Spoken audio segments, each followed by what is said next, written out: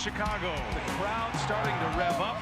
Contreras with a long home run that hits the scoreboard. It is up and it is gone. Javier Baez, another home run. The Cubs are going to draw the Dodgers ace. Strike three. Kershaw rings the bell. The Dodgers trying to punch their ticket to the World Series, but there will be a Game 5.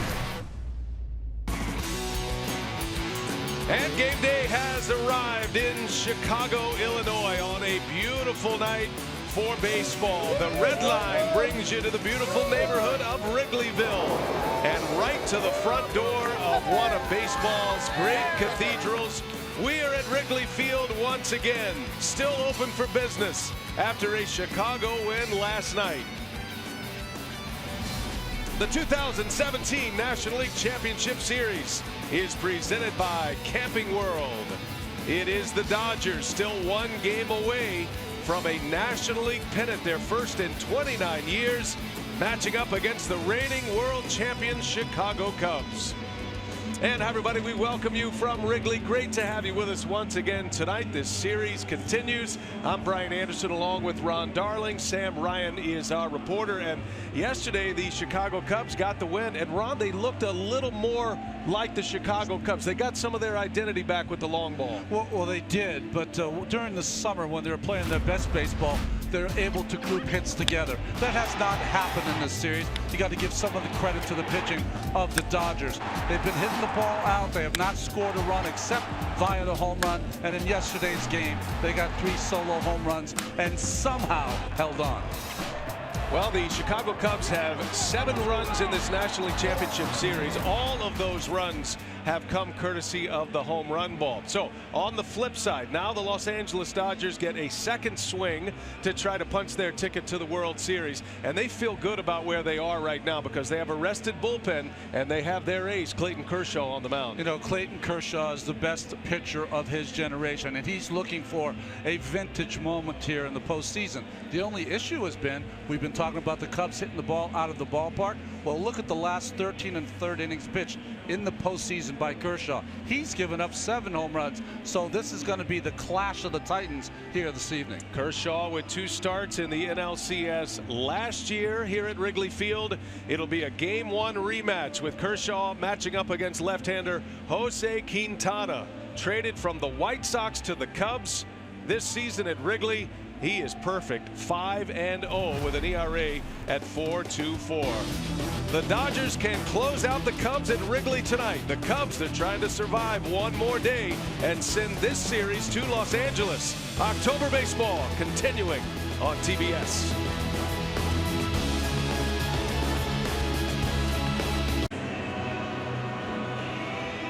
Nice, cool, crisp night here in the fall in Chicago. 59 degrees, a slight breeze coming out of the southwest. Looking like it might even want to trend blowing out at some point here tonight. Third member of our team is Sam Ryan. She is standing by down below. And Sam, Clayton Kershaw, he's looking for that big moment in the postseason. He certainly is, Brian. 1988, the last time the Dodgers were in the World Series. That was the year that Clayton Kershaw was born. He has a chance to pitch his team into the Fall Classic with a victory tonight. Could they do so? But as you mentioned, facing this Cubs team that he faced twice in the NLCS last year, a Game 2 victory, and then Game 6 gave up 5 runs, 4 of those earned over 5 innings. Dave Roberts saying, yeah, he wants to pitch well in the postseason, but the difference this year, he knows he doesn't have to do it on his own, thanks in part to the strength of the bullpen. And his catcher, Austin Barnes, telling me in regards to his demeanor, didn't really notice anything different today. Said looks like a regular season start for Clayton Kershaw, guys. Yeah, when your competitive level goes to 11, every time he's on the mound, it's hard to take it any higher than Clayton Kershaw. I watched him the entire time loosening up out there. He is intense as I've ever seen him. So Kershaw, who pitched twice in the postseason at Wrigley Field last year, gets the ball again with a chance to send them to the World Series. As we take a look at the batting order for the Dodgers, presented by Camping World, Chris Taylor leads off again. Then he's got Justin Turner in the second spot in the batting order. This is a lineup very similar to Game 1. Cody Bellinger hits third with Puig, Forsythe, and Hernandez in the middle. Puig moving up to the cleanup spot, and then it goes Barnes, Culberson, and Kershaw to round out the starting 9 that will match up against Jose Quintana, the Cub left-hander, his second start of the NLCS. Take a look at the starting pitcher profile presented by State Farm. Well, 7-3 in the regular season after being traded over to the Cubs. 5-0 here at Wrigley Field, and like you said, his postseason has been fine so far. Quintana had 4 excellent innings in Los Angeles in Game 1, coming back on short rest. And Ronnie, how about the defense for the Cubs behind him tonight? Well, the defense is strong. Amora Jr., Zobrist, and Schwarber in the outfield. That is going to be, you're going to have to cover for those 2 guys. Bryant, Russell, Baez, and Rizzo, real solid infield, and the great arm of Contreras behind the plate. Contreras and Baez with home runs last night. Javi Baez hit 2 in the game last night. That sends us to a Game 5. It was a very good ball game last night. Well played, great execution, a tight game right down to the end. Jake Arrieta pitched a terrific game in last night's game, and the Cubs able to stave off elimination for another day. As a matter of fact, the Cubs have now won 5 consecutive games when facing elimination. They're going to have another one in front of them tonight, and the Dodgers are hoping to put this National League Championship Series in the rearview mirror. Joe Maddon in his career now 11-5 in elimination games. Home plate umpire is Bill Welke. Alfonso Marquez, Eric Cooper, and Todd Tishner go around the infield. 2 outfield umpires in Mike Winters and Jim Wolf. Lance Barksdale is the replay umpire, and Chris Taylor ready to dig in, the leadoff man for the Los Angeles Dodgers. Everybody set to go. Jose Quintana from the windup and delivers the game's first pitch. Big swing and a miss, and away we go in Game 5. From Quintana, you're going to see a fastball that he likes to ride upstairs, a good curveball, but his best pitch probably is his changeup.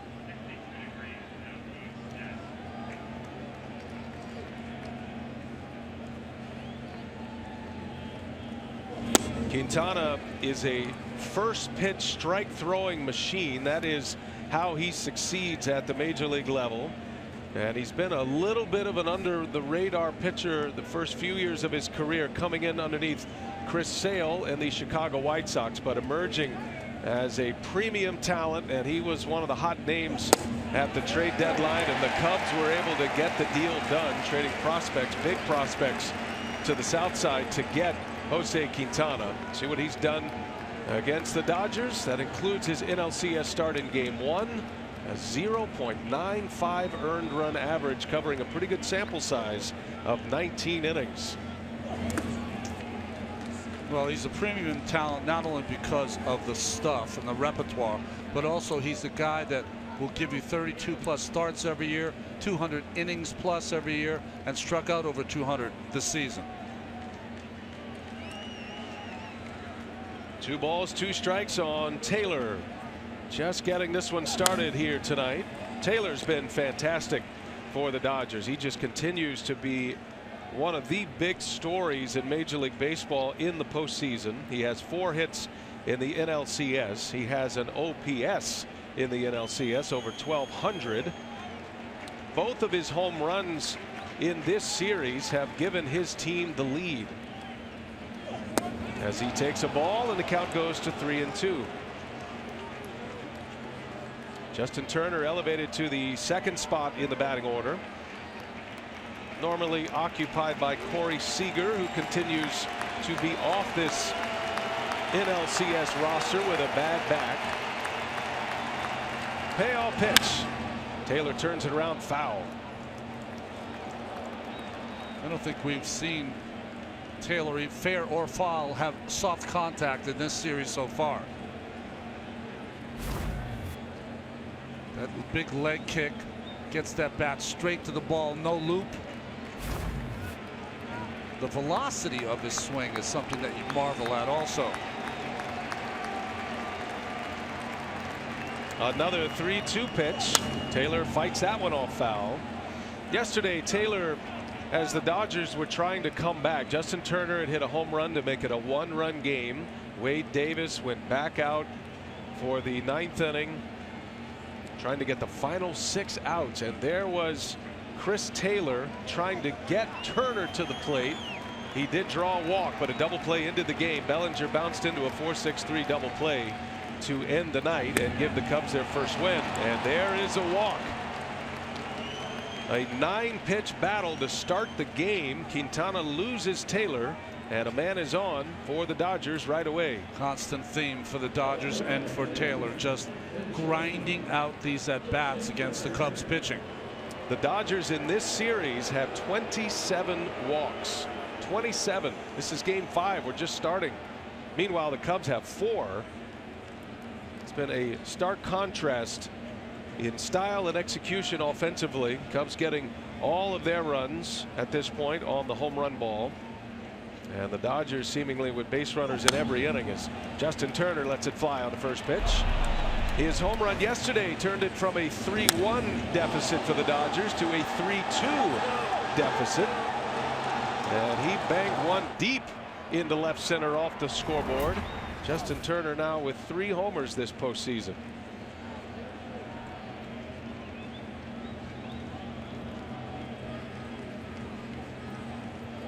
Quintana coming inside, misses upstairs. 1 ball, 1 strike. Quintana will throw over to first base often, but he doesn't have a great move to first. He's pretty quick to the plate, and he also has the arm of Contreras behind the plate. His season got started a little bit earlier than most. He was participating in the World Baseball Classic for his homeland, Colombia. Had a terrific game against the United States in the WBC. And then, of course, all the news swirling about Quintana being a potential trade piece. He and Sonny Gray and ultimately Justin Verlander. Those were the 3 big names among the starting pitchers. And a rare White Sox to Cubs trade sent Jose Quintana to the north side. 14 starts as a member of the Cubs. He won 7 of those 14, was 7-3 with a 3.74 ERA. His strikeouts went way up as a member of the Cubs, up over 10.5 strikeouts per 9 innings once he joined the Chicago Cubs. Struck out 12 in his first start against the Baltimore Orioles. 2-1 pitch is a curve, and it's in there for a strike. That'll be a significant pitch for Quintana, right, Ronnie? Well, that's the 3rd weapon that he has. That's the pitch he can get back in the at-bats with when he's behind in the count. Turner and the rest of the Dodgers will mostly take that pitch.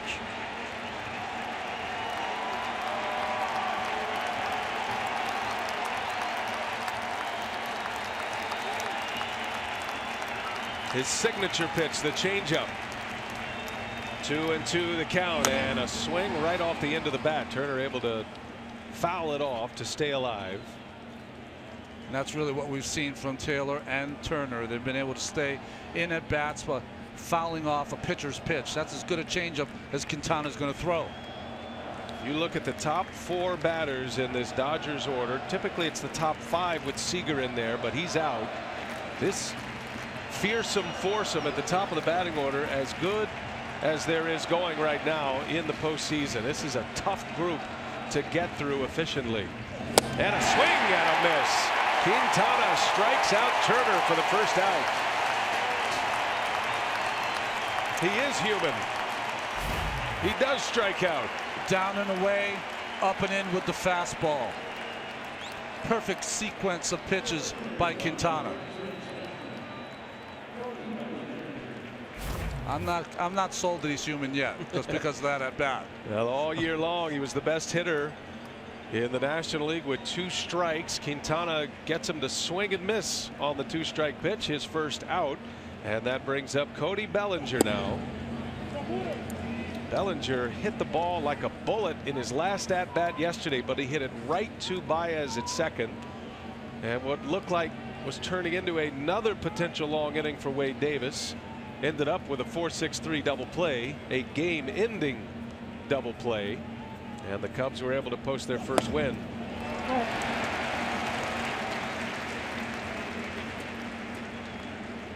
Bellinger homered last night He hit a line drive missile just over the basket in right field.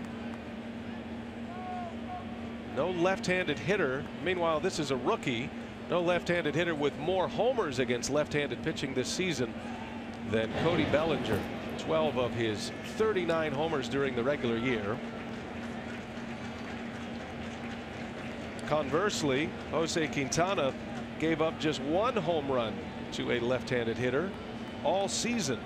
That was Jake Lamb of the Arizona Diamondbacks way back in May while pitching for the White Sox.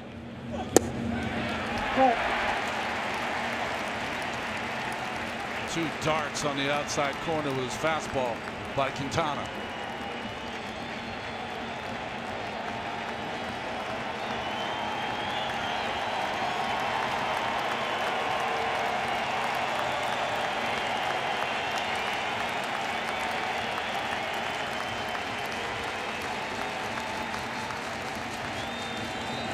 Bellinger able to lay off. The count will even at 2-2.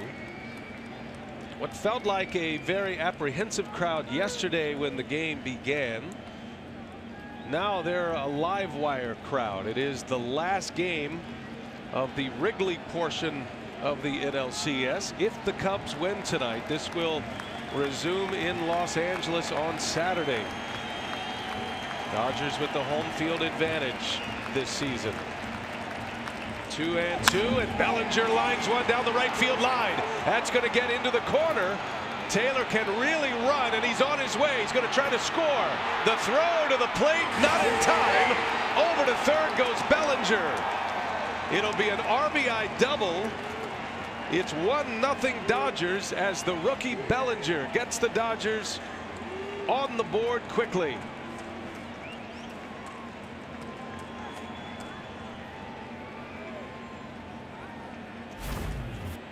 Tried to come in with a fastball, and Bellinger was all over it. Good job by Zobrist in the corner. He got to it quickly. He got it in quickly, but the speed of Taylor too much to get him at the plate.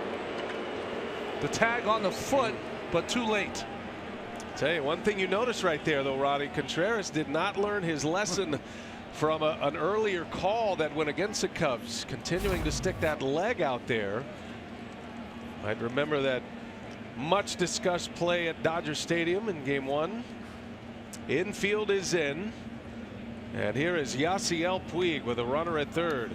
How about that? Infield in the first inning.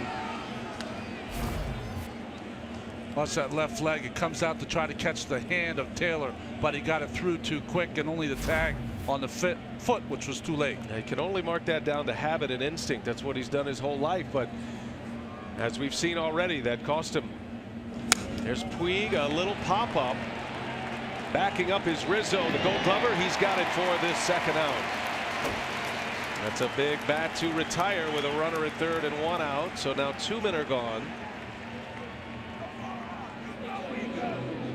Here comes Logan Forsythe to face Jose Quintana.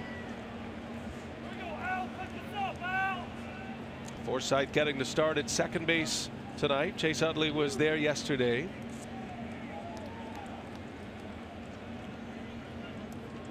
Forsythe's had a nice postseason. Does have 1 hit in this NLCS. Has 5 hits overall in the postseason. Game 2 of the division series, Forsythe had 3 hits. Ended up as one of the stars of the game in that game 2 victory in the division series against Arizona. Dodgers swept the Diamondbacks. It's the first time the Dodgers have had the lead early in the game against the Cubs. Yeah, first 4 games, Cubs striking first on home run balls. But tonight the Dodgers take the early lead.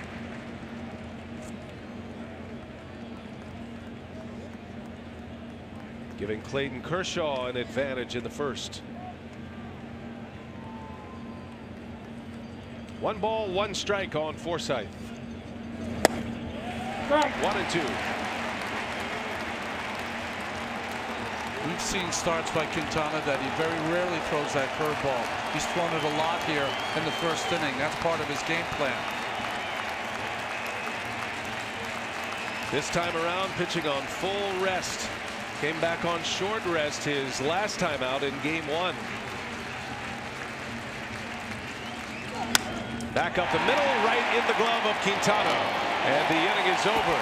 But the Dodgers score first for the first time in this NLCS. Cody Bellinger with an RBI double. 1-0 LA.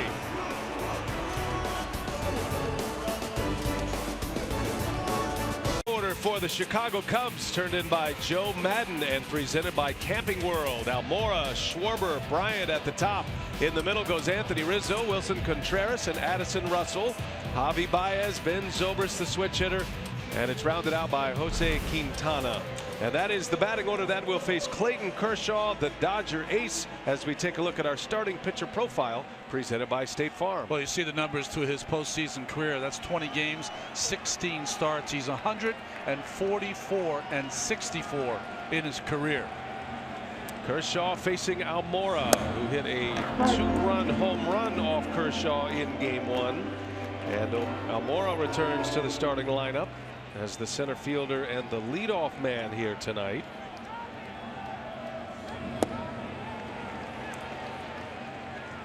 Kershaw quickly ahead, 0-2.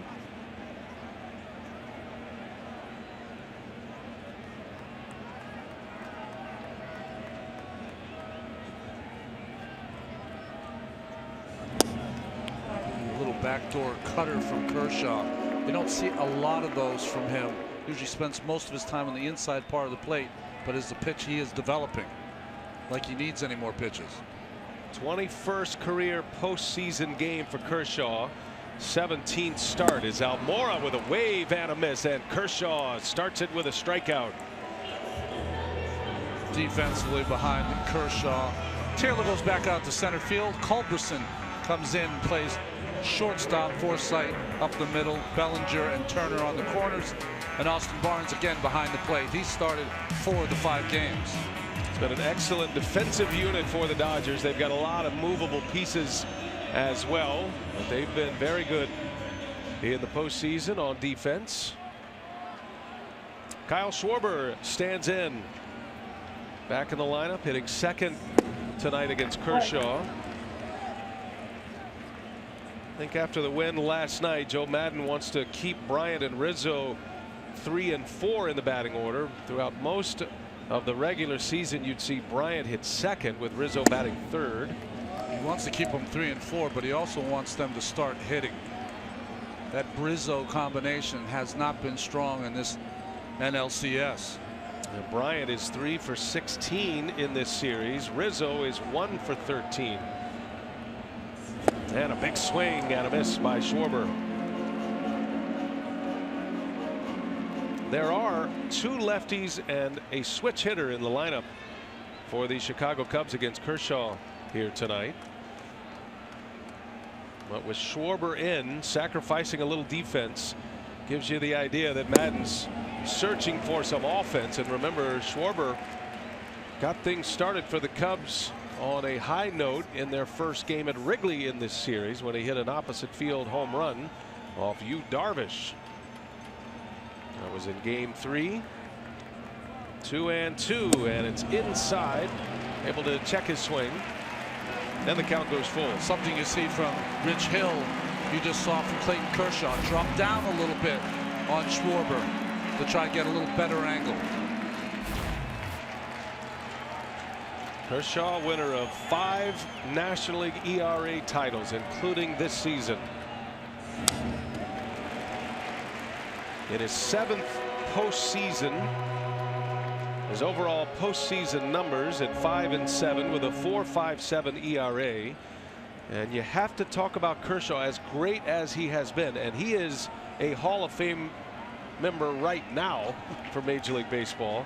And he's had a few moments in the postseason, but he knows a chance to send his team to the World Series. This is one of the bigger ones he's had. And that one misses outside. Schwarber draws the walk. Kershaw just asked home plate umpire Bill Welke if that pitch was away. He thought that was on the corner. Let's see in our box if it hits the corner. It looks a little off for me, and I think a good call by Welke. Tell you one thing you notice though at Kershaw, he's got some velocity tonight. That came in at 96 miles an hour. Schwarber draws the walk. That'll bring up Chris Bryant now.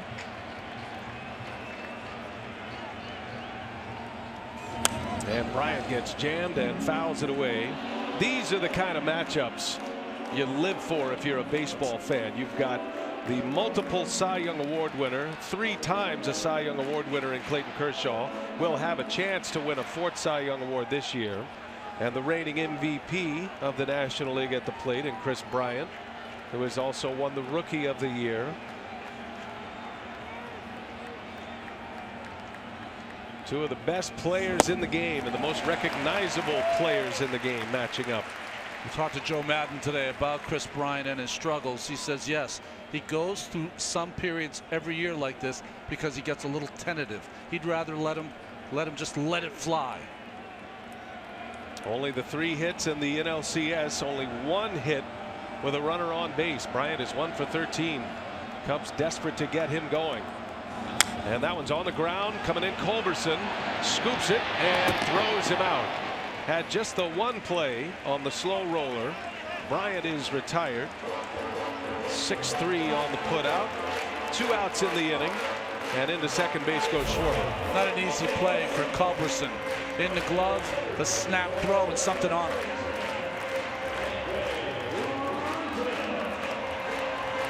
Culberson making his 3rd start at the shortstop position here in this NLCS. In for the injured Corey Seager, the all-star shortstop, who is still trying to battle his way through a bad back and get back on an active roster. Anthony Rizzo with 2 away. Shift is on for Rizzo. And had his mind made up. Swings in one of the dirt. Kershaw gets ahead of him. Shift is on for Rizzo, but originally the shift had Forsythe deep in right field or shallow right field, and then they moved him on in to the infield. We'll see if that makes a difference with Rizzo up.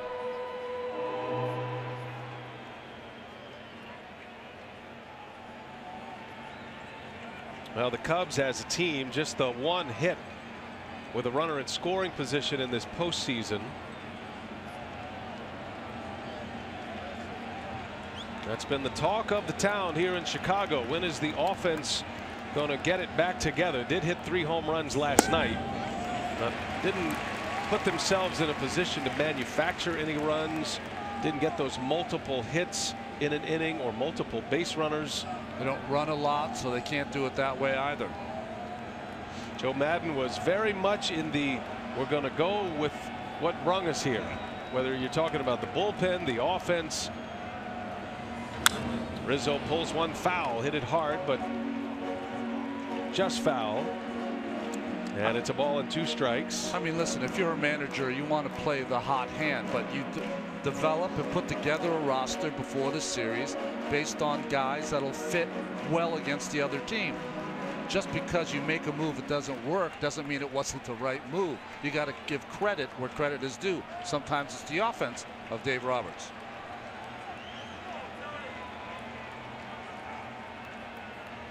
Kershaw with 2 away. Schwarber the runner at second. Dodgers scored in the top of the 1st. And on the ground up the middle, but a man right there. Culberson will take care of Rizzo. The shift pays off. And Clayton Kershaw puts up a 0 after the Dodgers score in the top of the 1st inning.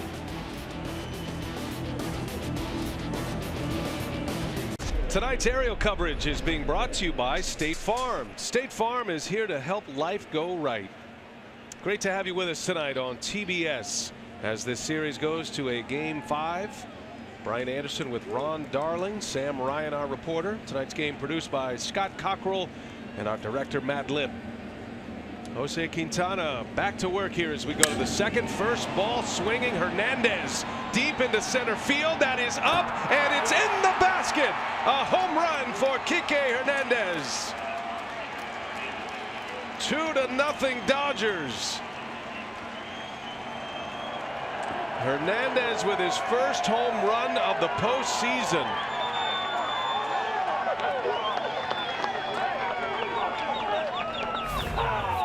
Quintana has faced 6 hitters in the Dodgers lineup. 3 of them have swung at the first pitch, including this one by Kike for a home run. They're trying to be very aggressive with Quintana's pitches. His first career homer in the postseason comes in Game 5 of the NLCS. Kike Hernandez, who remember was hitting cleanup against Quintana in Game 1, putting Puig in that spot tonight. Dave Roberts dropping Hernandez down, and he delivers in his first at bat, and now Barnes sends one high in the air. That's going to stay playable, and Almora puts that away for out number 1. Back to the home run swing of Kike. I mean, just teed off on this first pitch fastball from Quintana. You talked about Quintana as a strike throwing machine, especially on first pitch, and that looks like the game of the Dodgers offense so far. 25-year-old Kike Hernandez, now in his 3rd year with the Dodgers, a native of Puerto Rico. He's been heavily involved in some of the relief efforts there. Has been in contact with his family, and he is having a moment right now in Game 5. Charlie Culberson batting with 1 away. Talked about the top 4 in the Dodgers batting order, and then you start to look at the others, the quote-unquote others in the lineup. And if you're a pitcher, a Cubs pitcher trying to get through this batting order, you know you have to settle things in, try to get your pitch count back if possible as you get past the top 4. But night after night, they're giving great at-bats from the bottom of their order. Culberson gets jammed, and a pop-up behind second and out in the grass in shallow right to make the play is Baez, out number 2. Listen, whenever you're a starting pitcher, you look at a lineup, you look where there could possibly be some outs. You also look at places where you can't get beat. Well, the first 4 hitters for the Dodgers are guys that are going to battle you. You're going to have to go to war with. But the next 5 hitters, 4 hitters in the pitcher spot, should be a place that you should be able to control. Kike Hernandez just changed that, though. Yeah, he was ready to fire, wasn't he? And Hernandez makes it 2-0 for Clayton Kershaw. Gets his first at bat. Kershaw does have a hit in this postseason. He had a base hit against the Arizona Diamondbacks in Game 1 of the division series.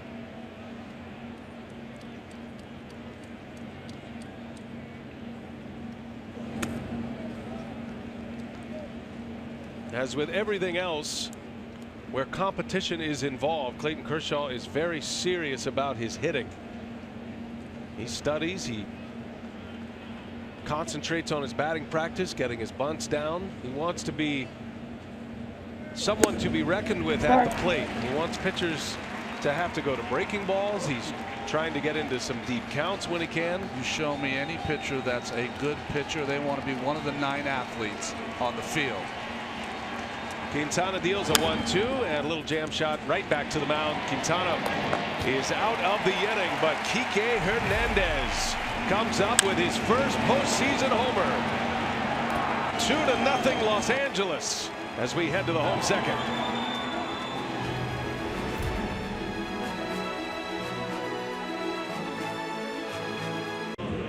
Bleacher Report connects you to the teams, players, and moments that matter in sports culture. Download the free Bleacher Report app. Stay dialed into the MLB postseason. Sellout crowd at Wrigley Field. Game 5 of the National League Championship Series, and the Dodgers have 2 runs on the board, getting a run on an RBI from Bellinger in the first, and then a home run from Kike Hernandez in the top of the second inning. And now Kershaw back to work. I think it's imperative that the Cubs answer quickly to this quick lead by the Dodgers. Kershaw ready to deal to Wilson Contreras. Contreras, the Cubs catcher, who hit the longest home run of the postseason so far last night. Banged one halfway up the Giants scoreboard in left center. 491 feet they measured it. And he takes a strike. 1-1 the count. There it is. How's your launch angle at 45 degrees?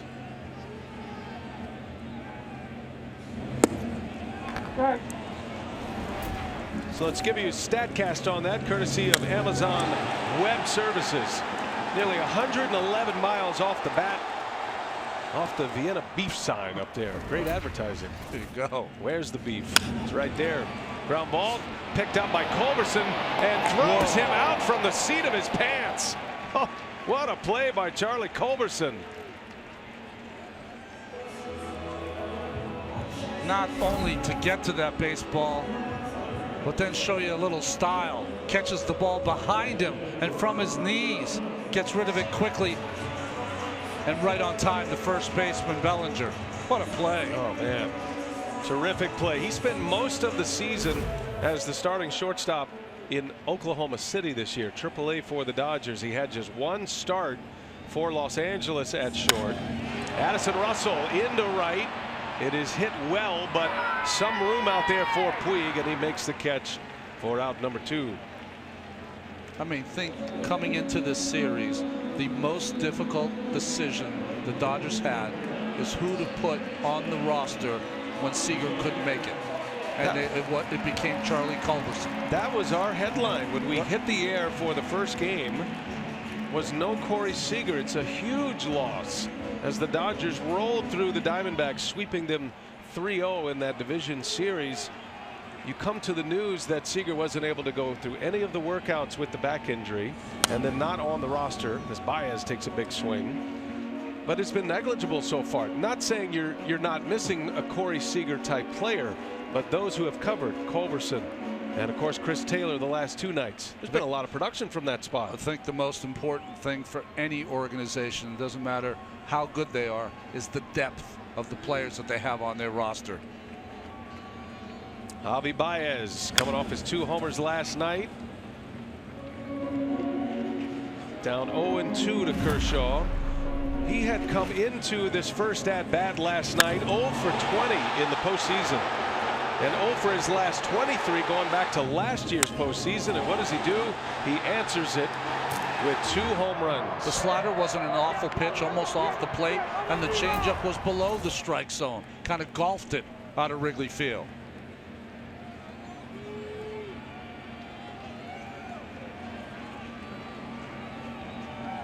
Kershaw's got him 0-2 with 2 outs. A ball and 2 strikes.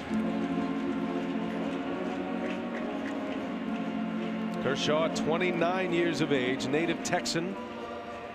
He is a big Dallas Cowboys fan from the Dallas area, Highland Park High School.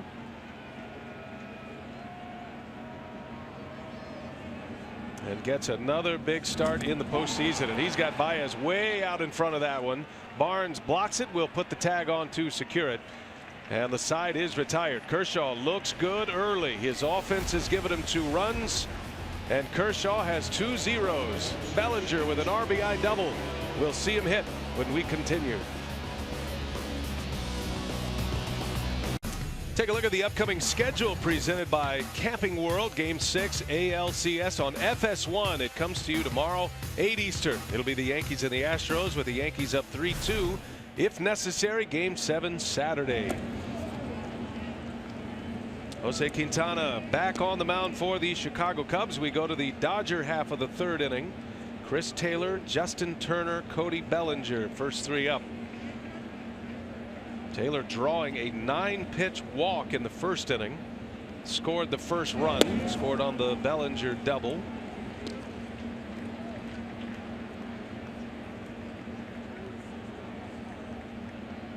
Taylor has now drawn 5 walks in the 5 games of this NLCS. To go along with his 4 hits, he's hit 2 homers, driven in 3.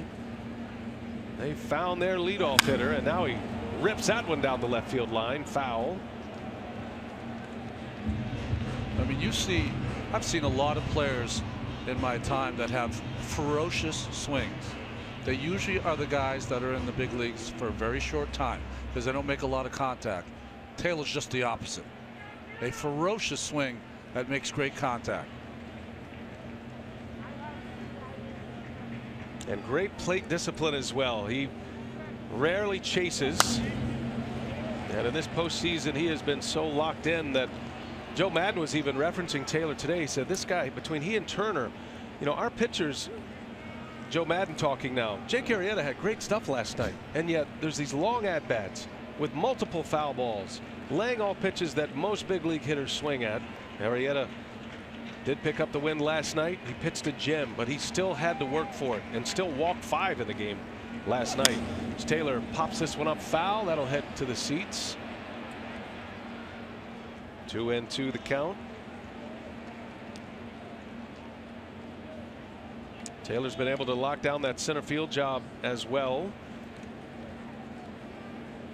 Center field had been a revolving door for the Dodgers. Trying to find the right combination. Really, the offense, the fact that Taylor was such a good leadoff hitter, and then the ability to go from left field to center field. He never played in the outfield until this season. Makes the move from shortstop. Most of the run the Dodgers had when they went 43-7, and that run where they won 21 or went 21 consecutive series without a loss, that was with Taylor in the picture in the outfield. He said he knew he was a good enough athlete to do it. He said he had to take his reps not only in the infield but in the outfield each and every day. 2 balls, 2 strikes, and he lines that one down the left field line. That is a fair ball. It's up and out on a ground rule double. Chris Taylor strikes again, on for the 2nd time. His 5th hit of this NLCS, and it's a leadoff double here in the 3rd. When you look at his side swing, we've talked a lot about his leg kick. Watch his back foot, though.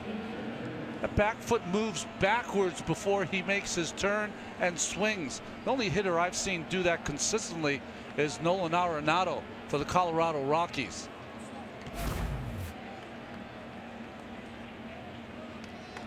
Taylor with a double sets up Justin Turner now with nobody out. It's early in this game, but you do get the sense the way Kershaw has started this game with the velocity up and throwing strikes. It's getting desperate quickly here for the Chicago Cubs. This starts to feel like a must inning for Quintana to put up a 0 right now. Remember, the Dodgers make it a 5-inning game anyway for you. If they get a lead after 5, their bullpen has been so good in this postseason. It has been very difficult not just to come back, but to get any kind of production at all. And now Turner drives one into the gap in right center. It's going to be cut off by Zobrist, who bobbles. Taylor will score. Turner goes back to first. It is an RBI single, and the Dodgers are up 3-0. Justin Turner with his 12th RBI of the postseason. That is number 7 of this NLCS. And we said before in yesterday's game that Turner can beat you a lot of different ways. He can look for a ball to drive out of the ballpark. If he's in an RBI situation, he'll take a fastball and go the other way for the RBI. This is like death by a million cuts by this Dodgers offense so far. Justin Turner is now 7 for 9 with runners in scoring position in the postseason. And Bellinger with a swing and a miss. 7 for 9. Delivering when it counts, and that postseason batting average just continues to rise for Justin Turner. He is among the all-time greats in postseason play with what he's doing now.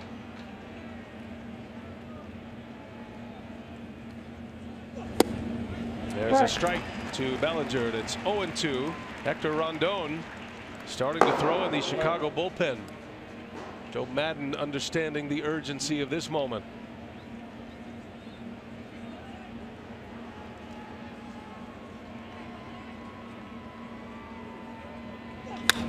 That one is going to fall into right center. A base hit for Bellinger. Cody Bellinger is 2 for 2. 3 consecutive hits to start the inning. First and second with nobody out.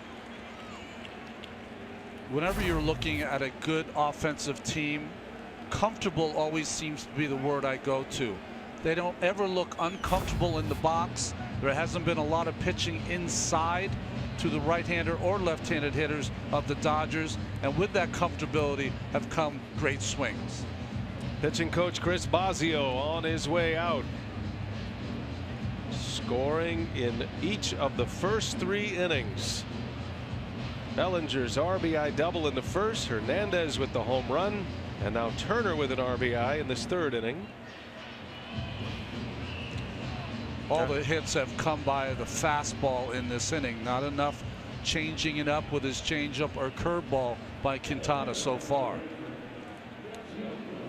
Yasiel Puig elevated to the cleanup spot with the left-hander on the mound here tonight. All year long, Puig struggled against left-handed pitching, but he has flipped that script in the postseason. So much so that his manager feels good about him in this run-producing role tonight, hitting 4th. He's up there hacking on the first pitch. Not something he's done a lot of in this series. I mean, that is a rare swing first pitch by Puig. All of the Cubs hitters have been very aggressive early in the count, including Puig now. I can remember 2 in this series first pitch swings for Yasiel Puig.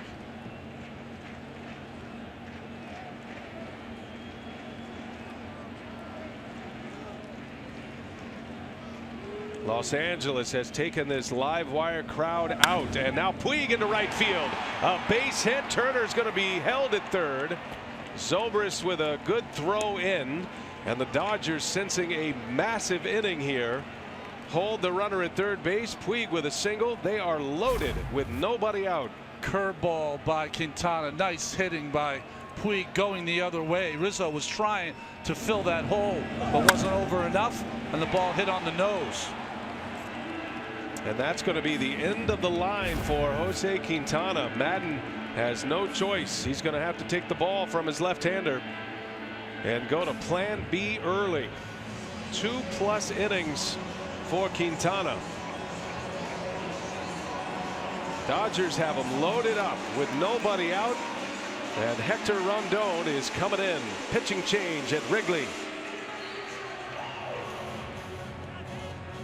Caps, t-shirts, hoodies, jackets, and more. Celebrate your favorite team with the latest postseason gear at MLBshop.com. Well, an early move for Joe Madden. Quintana is out, the left-hander is gone, and now it'll be Hector Rondon. And Hector Rondon is going to have to try to change the trend of the Cubs pen in this postseason. 30 2/3 innings pitched.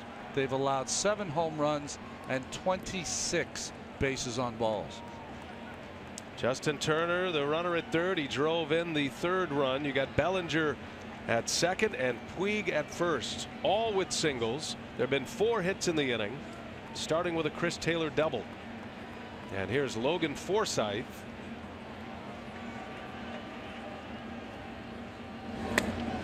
And he goes. First pitch slider from Rondon. That's his signature pitch. Rondon was left off the NLDS roster, added back to this championship series roster. Gave up a home run in his first appearance to Chris Taylor that put the Dodgers ahead in that game back in Los Angeles. And he gets an early call here tonight. Did he go? They'll ask. He did. Alfonso Marquez raises the thumb on Logan Forsythe, and it's 0-2. Rondon was the closer for the Cubs a few seasons ago. Good call by Marquez at first base. Boy, he needs to close the door here.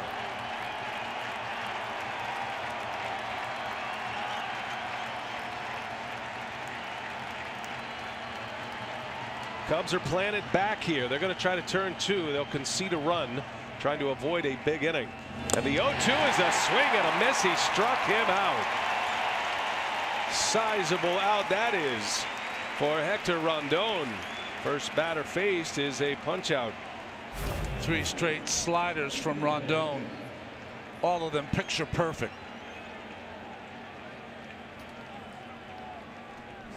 Forsythe is a guy that's usually very patient, doesn't swing at any balls out of the zone, but Rondon got him there. Yeah, tough guy to strike out as well, but the slider was better against Forsythe this time around. Kike Hernandez Base is full of Dodgers with one away. That's a drive into right center field. Hernandez sends one deep, and that ball is gone. It's a grand slam. Kike Hernandez.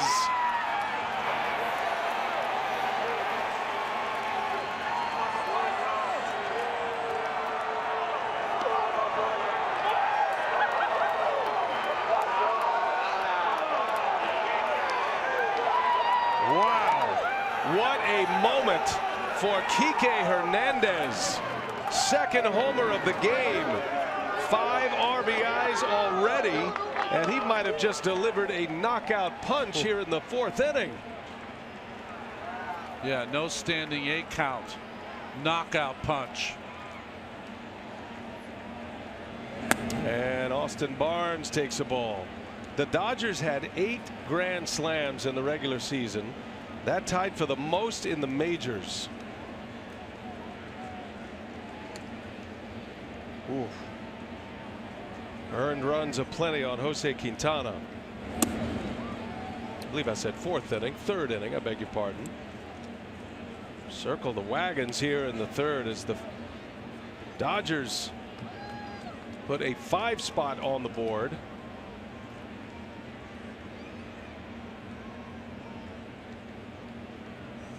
Kike Hernandez had 1 hit in this championship series prior to his start here tonight. 2 hits and 5 ribbies, and that one hit hard to right. Zobrist is there for the out.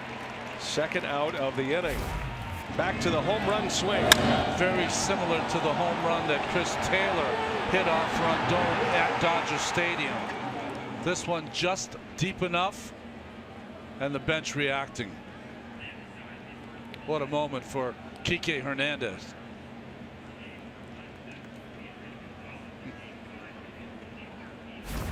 A grand slam for Hernandez.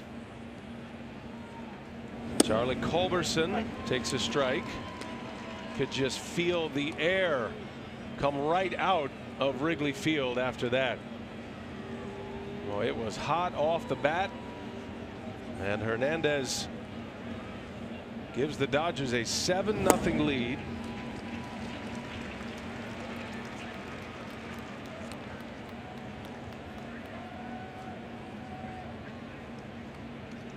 Stunned crowd here at Wrigley, and Cubs fans everywhere. 7 runs on the board. Cubs have scored 7 runs this entire series. That's right. Good point. And oh, by the way, Kershaw pitching well early for the Dodgers in his first 2 innings on the mound. Kershaw in 2017, if you include the NLDS against Arizona, he's only 19-1 when he's given a lead. A ball and 2 strikes to Culberson.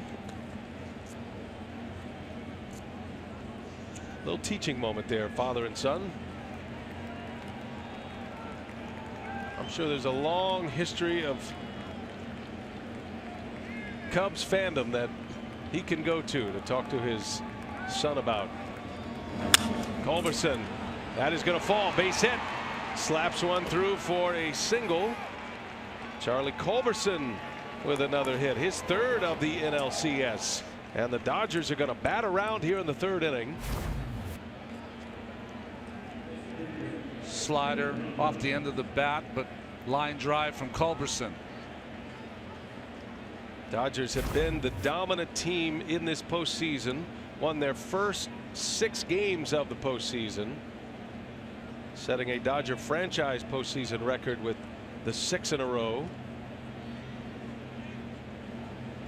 And now Kershaw slaps one foul. Kershaw already getting his 2nd at bat as we play in the top of the 3rd inning.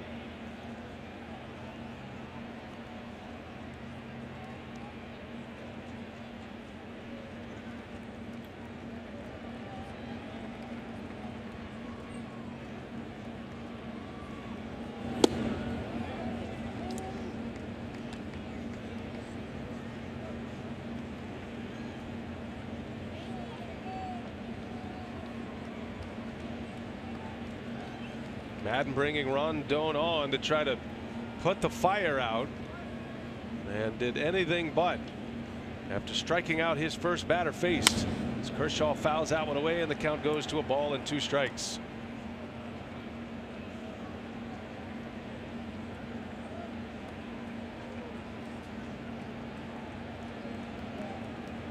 You wonder what goes through the mind of a pitcher, especially one of Kershaw's caliber, with a big lead like this, 7-0.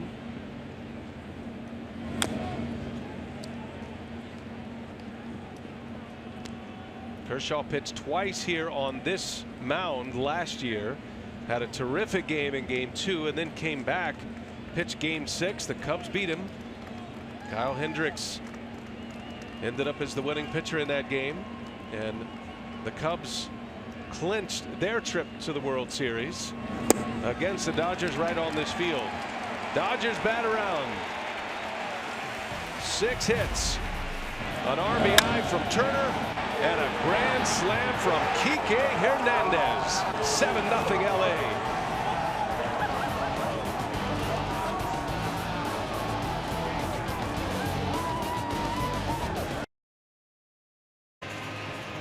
The 2017 National League Championship Series is presented by Camping World. A lightning strike from the Los Angeles Dodgers. 5 runs in the 3rd, a grand slam by Hernandez. Kike Hernandez with 2 homers in this game in his first 2 at-bats. And it is 7-0. First grand slam for a Dodger in the postseason since James Loney in 2008. And the first multi-homer game in the postseason since Adrian Gonzalez did it in 2013. Now Kershaw back to work. It's going to be interesting to watch Clayton Kershaw stake to a big lead. Might remember in game 1 of the division series, the Dodgers scored 4 in the first against Arizona, and at one point through 4 innings had a 7-1 lead in the game with Kershaw on the mound. Yeah, but Kershaw ended up giving up 4 home runs in that game and was taken out of that game, so he doesn't want to fall into that kind of scenario tonight. Zobrist takes a strike. You know, Brian, the way you don't is that you consider that you don't have that lead. You pitch the same way that you pitched the first 2 innings. I've been on both sides of it, pitching with big leads and giving up a big lead early in a postseason game. The former is much better. And with Kershaw understanding the moment here and a chance to pitch the Dodgers into the World Series. It's not that their bullpen is not well rested, and a win tonight would certainly give them more rest. I just wonder if you're Dave Roberts, you have to start thinking about how long you even go with Kershaw in this game. Right now is not the time for that question, but if you're thinking ahead, you certainly want Kershaw on the mound for game 1 of the World Series. There's a lot of baseball to be played, but those are the discussions that will be happening here as we continue on in this game. Saw Leonis Martin on deck. He'll hit for Rondon as Kershaw misses inside on Zobrist.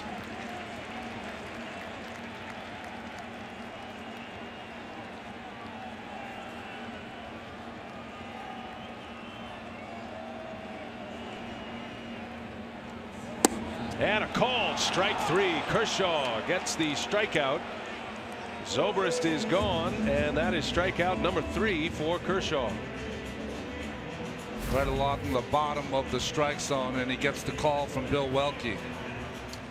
You know, Brian, 29 years ago, it's the last time the Dodgers went to the World Series. As interesting trip here by Honeycutt. I wonder if something happened to Kershaw.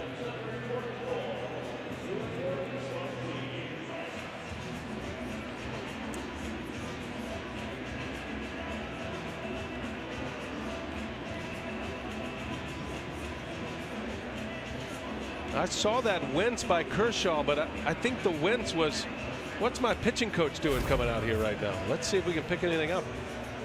Yeah, I did not see anything. That same distinct Kershaw motion. Maybe it came on the follow through. See how he kind of spins on that front foot. Now Kershaw missed 6 starts with a back injury. Does have a chronic back problem. He did say, though, prior to this series, he feels great. He feels normal, was the word he used. Well, maybe a little bit of a wince right there. Yeah, I thought that might have been the reaction seeing his pitching coach come his way, but they are watching their ace closely, right? And being very protective of his innings. Missed those 6 starts, still had a great season on the mound. 18 wins. That led the big leagues. The 2.31 ERA, again leading the National League in earned run average. 5th time he's led the NL in ERA. And he's got a chance to win his 4th Cy Young Award. So we were talking about being on both sides of it. Kershaw with a 7-0 lead 29 years ago. Last time the Dodgers went to the World Series, they went because they beat the New York Mets, and I gave up 6 runs and didn't get through the 2nd. So I know exactly how Jose Quintana feels right now. Quintana with 2+ innings faced 4 batters in the 3rd, and 6 of the 7 runs will belong to Jose Quintana. We just never know in this game. The Cubs were so confident in Jose Quintana because he had the full rest. It was such a whirlwind for the Cubs in the division series, winning in Game 5, and then the travel cross country, getting rerouted to Albuquerque. Jose Quintana's wife with an irregular heartbeat, and the plane had to land in Albuquerque. They ended up staying on the ground for 5 hours with a pilot change. So it just feels like the Cubs have been playing catch up in those first 2 games, but they finally get to Wrigley Field, and Joe Maddon and the Cubs were extremely confident after the win last night with Quintana on the mound tonight. But that's the way the game goes sometimes. Martin, the pinch hitter, bounces to 2nd. 2 quick outs for Kershaw here in the 3rd inning. You know, I think the argument always goes on in baseball. What's better, to have the kind of season the Dodgers had and coast into the postseason, or the kind of season the Cubs had, where they were 5.5 games back of Milwaukee at the All-Star break and then went 49-25 to capture the NL Central title? Well, is it better to do it that way, where maybe you've left the tank closed at the end? Almora sends one to center field, and Taylor makes a beautiful over-the-shoulder catch. Chris Taylor is doing it all. Couple of starts at short. He's been out in center field, and a great catch to end the inning. Side retired in order.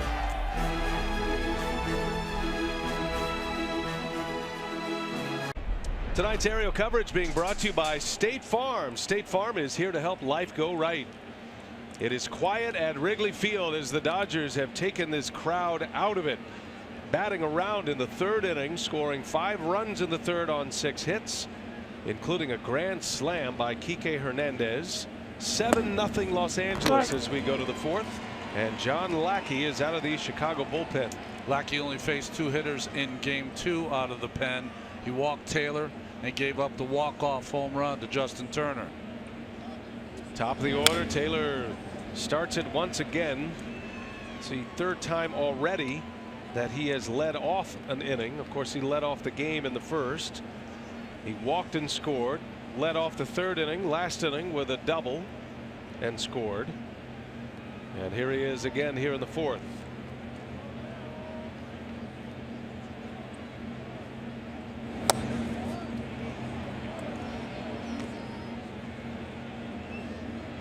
Taylor making a great catch over the shoulder to take extra bases away from Almora. He's gone from a converted infielder as he bounces one through. That is going to be a base hit.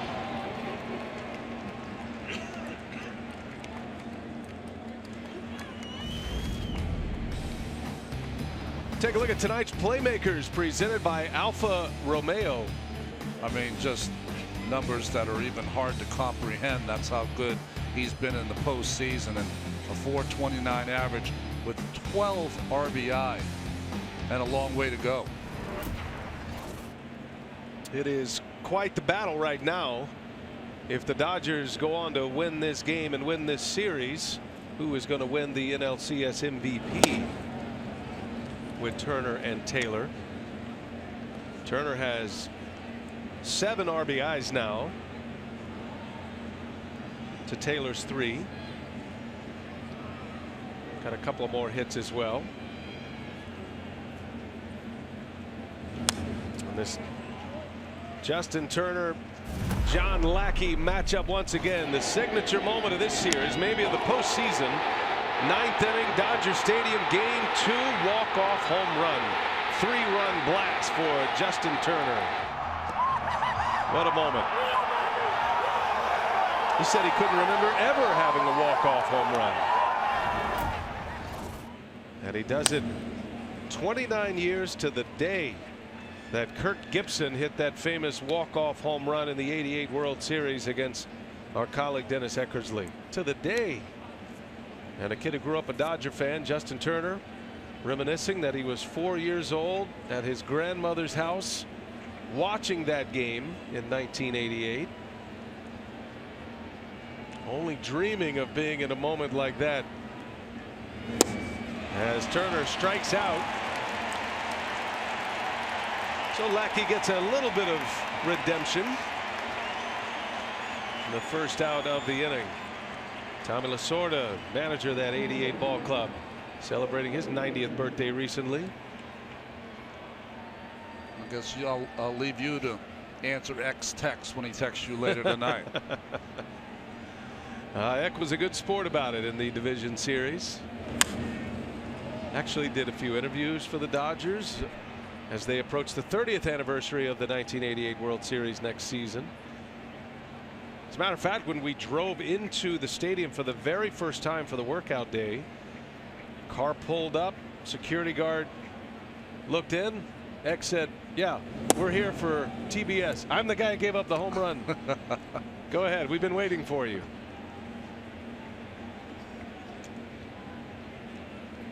What a moment for the Dodgers and Dodger fans, and they're hoping this ride continues. Bellinger, a liner into right field, and that's going to fall. A base hit. Cody Bellinger with his 3rd hit of the game already. 2 on with 1 away. A couple of singles from Taylor and Bellinger. It was interesting the way the Zobrist went after that curveball down, and see how he came in. He wasn't sure if he wanted to get it or not. I think he lost it for a second in the lights and ends up falling in.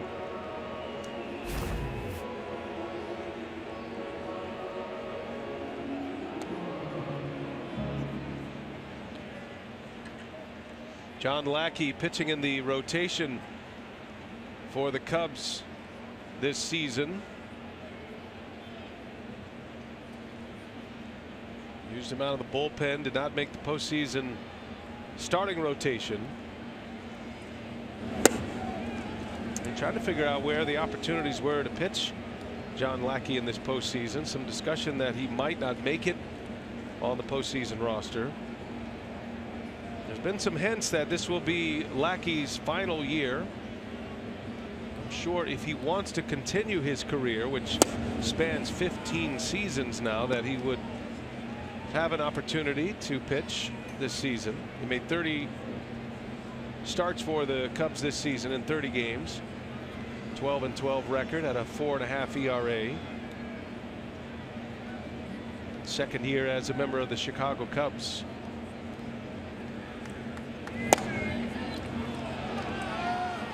Now, regardless of how it finishes for Lackey, if in fact this is his last year, has he ever had some memorable moments in the World Series, especially his first postseason in 2002 with the Angels. 188 big league wins.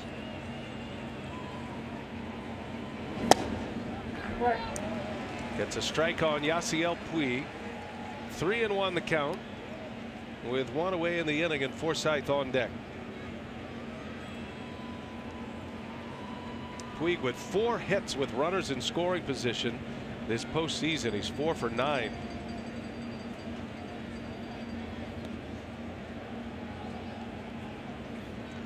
long ball is what hurt Lackey this season. 36 home runs given up. 4-time All-Star. 3-time World Series champion with Anaheim, Boston Red Sox, of course, and the Cubs. That skips away from Contreras. Both runners will advance. Now that 0-2 season with the Angels was Lackey's rookie year, and his bench coach on that big league Angels ball club under Mike Scioscia was Joe Madden. You see Contreras clanking that one behind the plate. Didn't go down the block and just tried to backhand it. We've seen that a couple of times in this series. Cubs bring their infield in. It's 7-0 Dodgers. 5 of those runs coming in the third. They have scored in each of the first 3 innings, and threatening once again as Puig fouls this one back. The second at bat that Puig has taken with the infield in.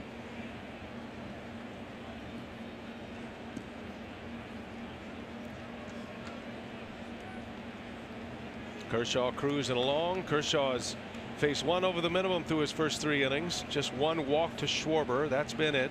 Has 3 strikeouts. Puig on the ground to third. Scooped up. Bryant coming to the plate and out at the plate. The second out. Running on contact was Taylor. Cubs cut down the lead runner. And 2 men are gone here in the fourth. Well, infield in. Taylor was running yesterday with the infield in and scored. But this time, no place to go. He's inside the line and slides right into Contreras.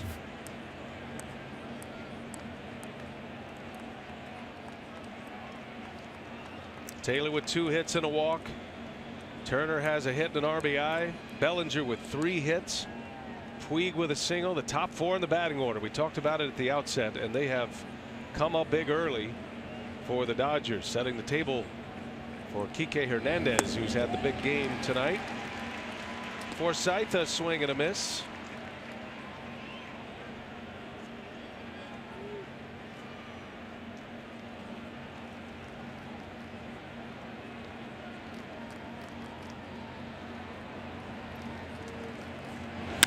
And Forsythe down the left field line. That is going to go off the wall. And this is going to bring in 1 run, maybe a second. Puig slides in. He's safe. It's a 2 RBI double for Logan Forsythe. And the Dodgers keep the pedal down. 9-0 Los Angeles.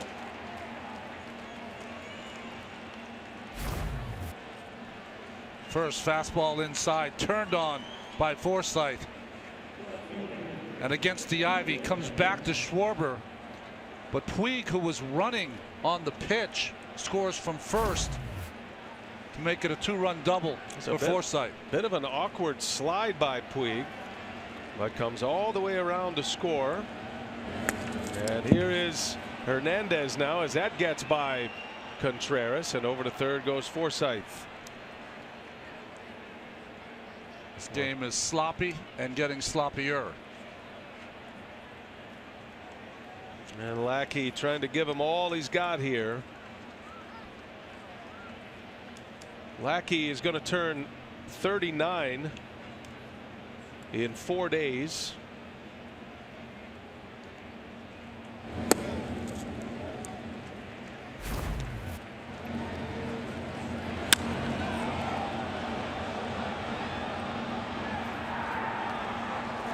I saw Puig kind of slow up and then turn it on. Hernandez pop up, and Russell will make the catch to end the inning. But the Dodgers in a closeout game up 9-0. They've scored in every inning, and Clayton Kershaw is putting up zeros. All of his players in a bubble right now. He certainly would. A little bit of an awkward slide by Yasiel Puig, and we watched him throughout the break, and he's a little dinged up, Ron. That left side. bothered him a little bit. Interesting conversation between Justin Turner and Yasiel Puig. You know, there's a way to win these kind of games, and you got to win them as a professional. No shenanigans. No need to rub it in with the 9-run lead. He's definitely feeling the effects of that slide. Puig, who has been such a great player in this postseason for the Dodgers. Kershaw with the big curveball on Kyle Schwarber to start this inning. In case you're wondering, you're in luck because Hal Galima is here, and our stats man reminds us that the largest deficit overcome to win a postseason game is 8 runs, which was actually during Hal's first game as a stats man in the 1929 World Series. It was game 4, and the Cubs were part of it. The Cubs led 8-0 in the bottom of the 7th inning, and the A's scored 10 runs in the 7th to win 10-8. The Philadelphia A's. No iPad for Hal in those days. He was using an abacus. So if the Cubs turn the miracle today, it will be the largest deficit overcome, down 9-0 to Clayton Kershaw and the Dodgers. 2-2 to Schwarber.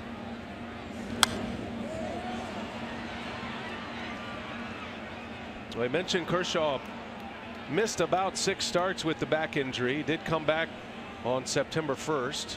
This Dodger ball club, who won 104 games this season, were in the middle of a long losing stretch during that time. They went in a 17-game window in August and September. They lost 16 of those games. The only game they won in that 17-game stretch was Kershaw's return from the back injury, and he got the win in a victory. Dodgers, the first team in history to win 100 or more games and have a double-digit losing streak. That was the enigma of the Dodgers this season. A ball club that went a 50-game window of 43 wins and 7 losses. They went from June 5th to August 27th between series losses. And a called strike 3. Schwarber is rung up by Kershaw, and it is out number 1. 4 strikeouts for Kershaw. All right, Ronnie, how about StatCast giving us a look, courtesy of Amazon Web Services. Taylor's catch. Well, great job. Let's see the distance covered, 72 feet. Just caught it in the middle of his glove, in the palm of his glove, and held on. 96 games in the outfield in 2017. Never played one before this season.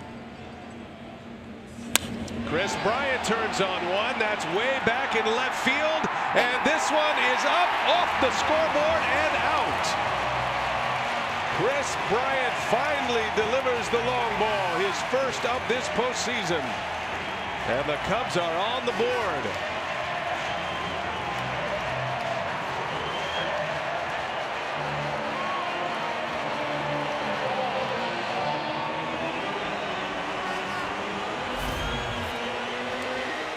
Just a cutter in, but left up.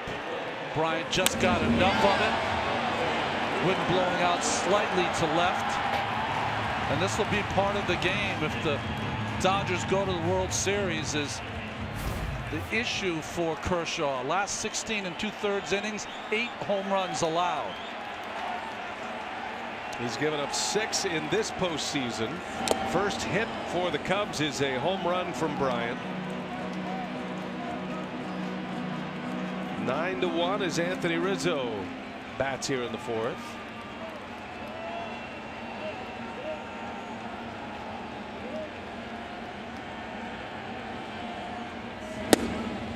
Now, when you try to analyze why all of the home run balls given up by Kershaw this year, and he allowed the most home runs this season than at any other point, and the 6 home runs this postseason, gave up 4 of those, 4 solo homers in his Game 1 start against the Arizona Diamondbacks. What gives, Ron Darling, with Kershaw and the long ball? Well, he had a game this summer also where he gave up 4 home runs. This ball not thrown back in, of course, because it's Cubby who hit it. You know, the game is changing. It's ever changing all the time. And I think Kershaw's great, amazing strengths have been down in the strike zone. He's a guy that likes to pitch down and in. He likes to throw cutters in. And that outside of the strike zone is something that he hasn't always had to go to because his strengths were so good in and down.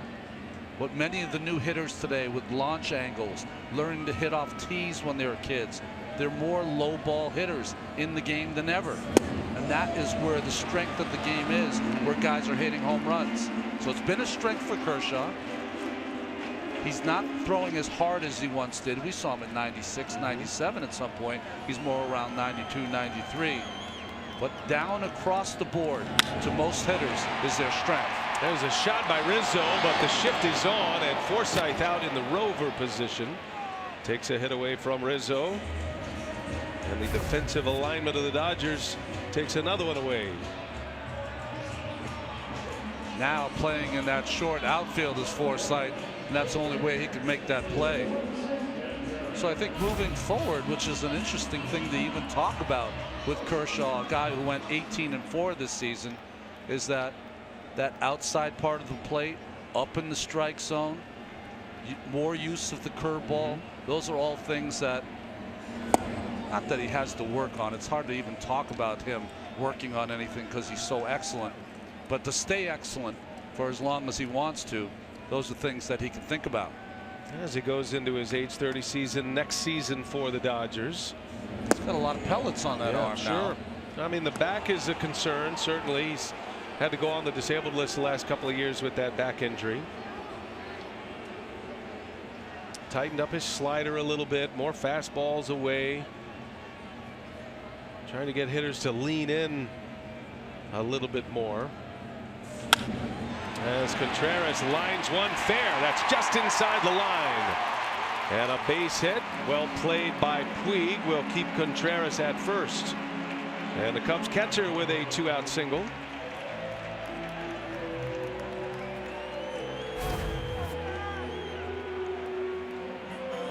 So I guess what I'm saying, nice hitting by Contreras, who has good numbers against Kershaw, is that, hey, listen, a lot of these numbers are coming after that stint on the disabled list. So, you know, he's going to have to get himself 100% strong. So it's hard to judge when a guy's trying to pitch through some pain.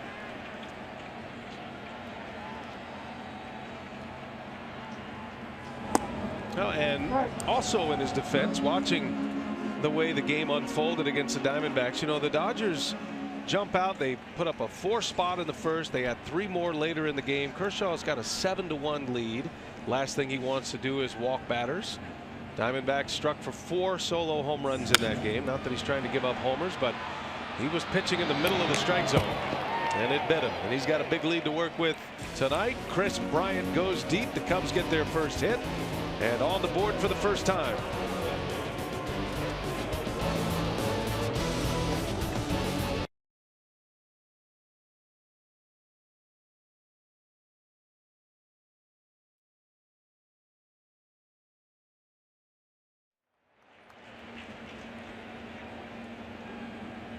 Sweet swing, and Billy Williams greets the patrons as they enter Wrigley Field. There is Billy Williams, one of the great Cubs. Always a pleasure to see Mr. Williams. Got his number hanging up on the foul pole as well.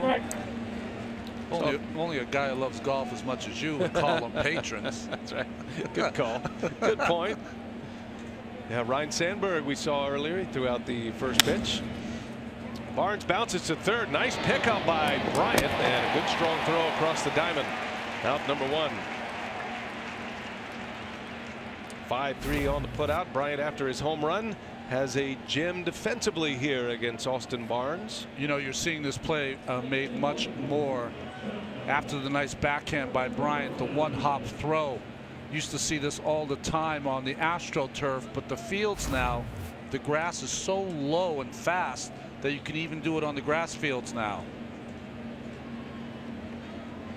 Well, for years here at Wrigley Field, the surface, not only was the grass extremely thick, but also had a big crown in it. That was Well, that's the way it was the water. replaced, right? That's the drainage. Yeah, the drainage of the water. If you tried to throw it in the 70s or 80s like that Bryant did, it would have just stopped. Right. Would not made it there. You'd be falling downhill as well. You used to sit in each of the dugouts, right? You'd sit there, stand there. You could not see from the waist down of the outfield. That's right. Because the way the slope was. Now that was redone many years ago, about a decade ago. They flattened the playing surface, leveled it out, became, instead of one of the thickest infield surfaces where ground balls would just go to die, sometimes get lost in the forest of the infield, became a very fast surface here with the new strands of grass. And beautiful ballpark. It's all part of a big renovation. This was even before the new ownership,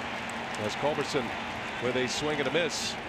And now that the Ricketts family is involved here at Wrigley Field, this place is starting to change right before our eyes with each passing year. And you know, the inside the ballpark, the scene here looks relatively the same. No bullpen mounds anymore. They're out underneath the stands, but the giant scoreboards, both in left field, left center, and down the right field line. Tom Ricketts, the Cubs chairman.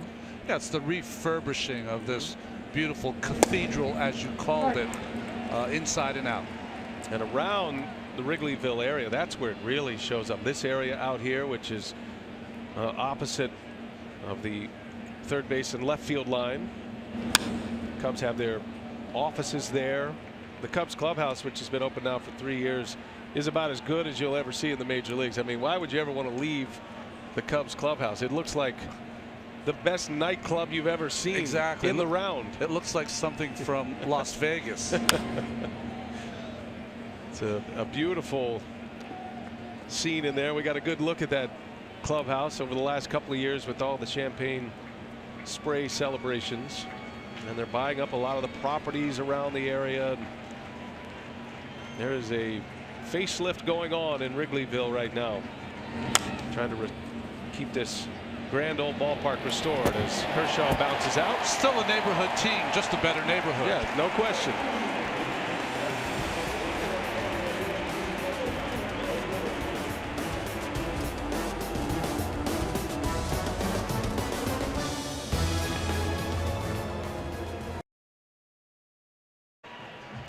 The E-League Injustice 2 World Championships begin soon on TBS. The Batman. That is the bat of Kike Hernandez. And that bat has produced in a big way here tonight. Hit a solo home run in the second. Gave the Dodgers a 2-0 lead.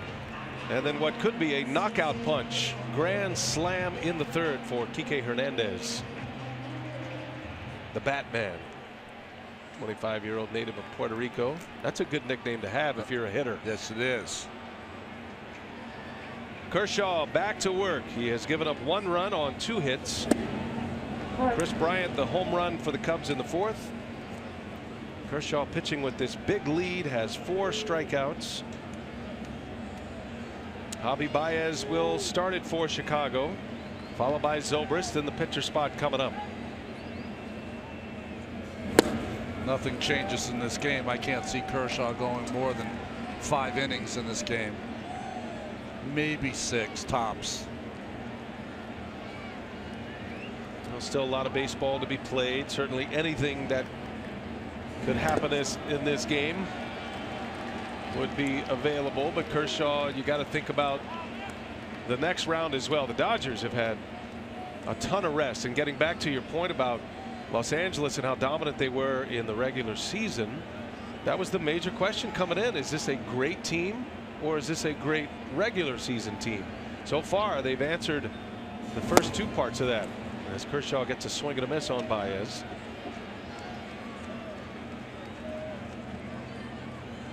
Mark Walter, owner and chairman.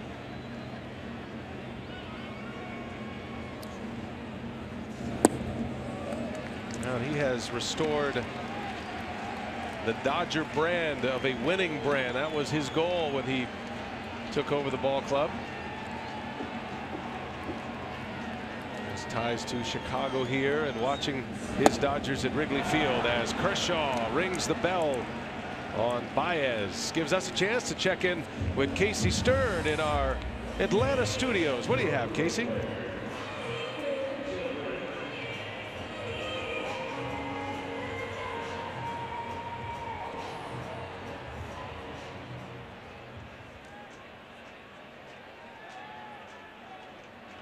All right, thanks a lot, Casey. Our friends Joe Buck and John Smoltz, Tom Bernucci, Ken Rosenthal will have the call of that one.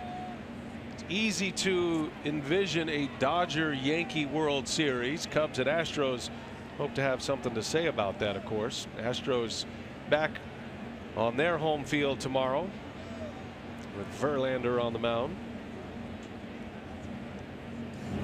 It is interesting that all four teams that won a division series clinching on the road. The Dodgers with a 9-1 lead could do that tonight again, and of course the Yankees will be in Houston. If they're going to go to the World Series, they'll have to clinch on the road as well.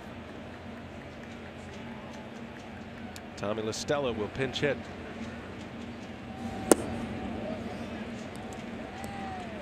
Brian Dunsing loosening in the Chicago bullpen.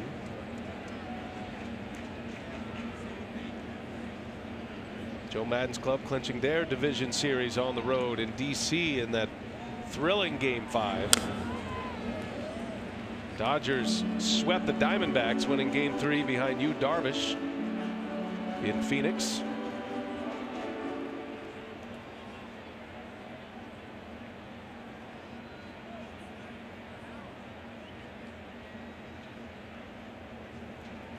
Kershaw pitching in the 5th. One away, and Zobrist in the air, right field, slicing, but Puig is over, and he's got it for out number 2. By the way, Ron, I was watching batting practice earlier today. Check this out. Darvish leaning over here.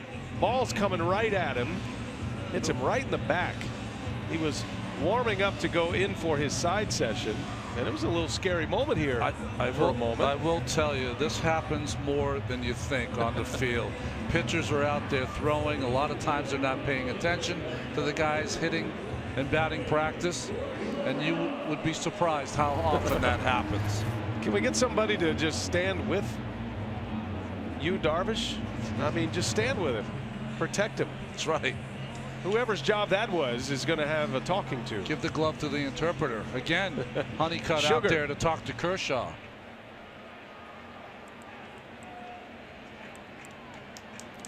I cannot wait to hear from Dave Roberts after the game about these two meetings at the mound. Yeah. I'm guessing if you're playing the standard operation procedure here, it's a scouting report on Tommy La Stella, yes? But I don't know. It's a strange time to come to the mound. A 9-1 game? And 2 outs in the inning. I think it's for the same reason it was in the beginning. They've had a couple of winces maybe by Kershaw.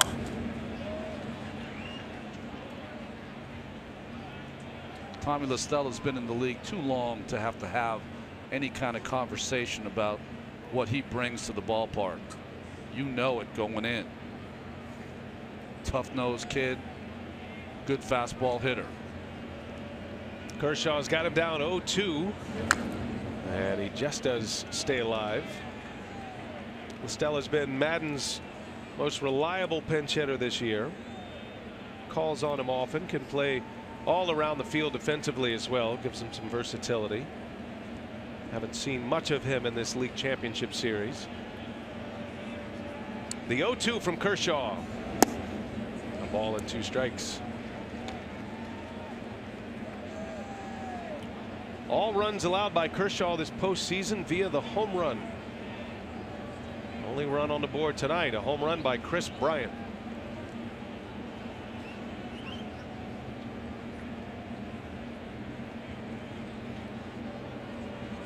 The 1-2. Big curveball, bounce to second base. Kershaw is through 5, and we'll see if that is his final inning. Maybe a tune-up. We'll see. It's 9-1. Kershaw through 5 and only 2 hits.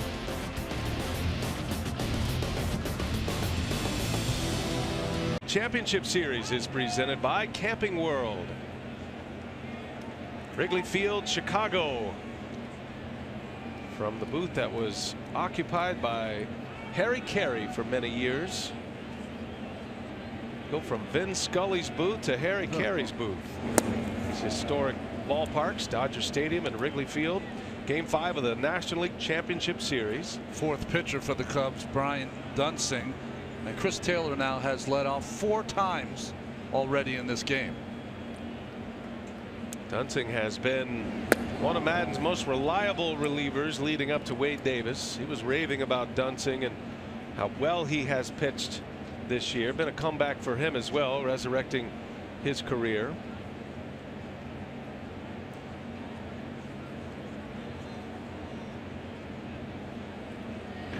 Taylor on the ground, and oh, what a play by Bryant. And a dig over at first by Rizzo. Boy, how about that? 5-3 on the putout. A nice pick by Bryant and an equally nice pick by the Gold Glover Rizzo. Great pick. Was coming in first and then it backed him up and just chucked the throw over there. Rizzo is so good at first base. In between hops, still makes the play. Even Taylor's outs are firm. 2 hits and a walk tonight for Taylor. Leading off for the 4th time in this game. He's 2 for 3 with a walk. Now it's Justin Turner. Turner in the air, left field. And Schwarber just shy of the track for out number 2. Dodgers are up there aggressively swinging. 2 up, 2 down for Dunsing.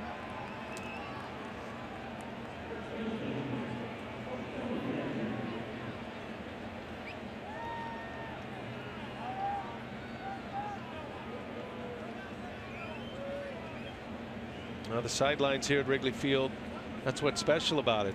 Flat, you got the overhang. Second level is right on top of the action.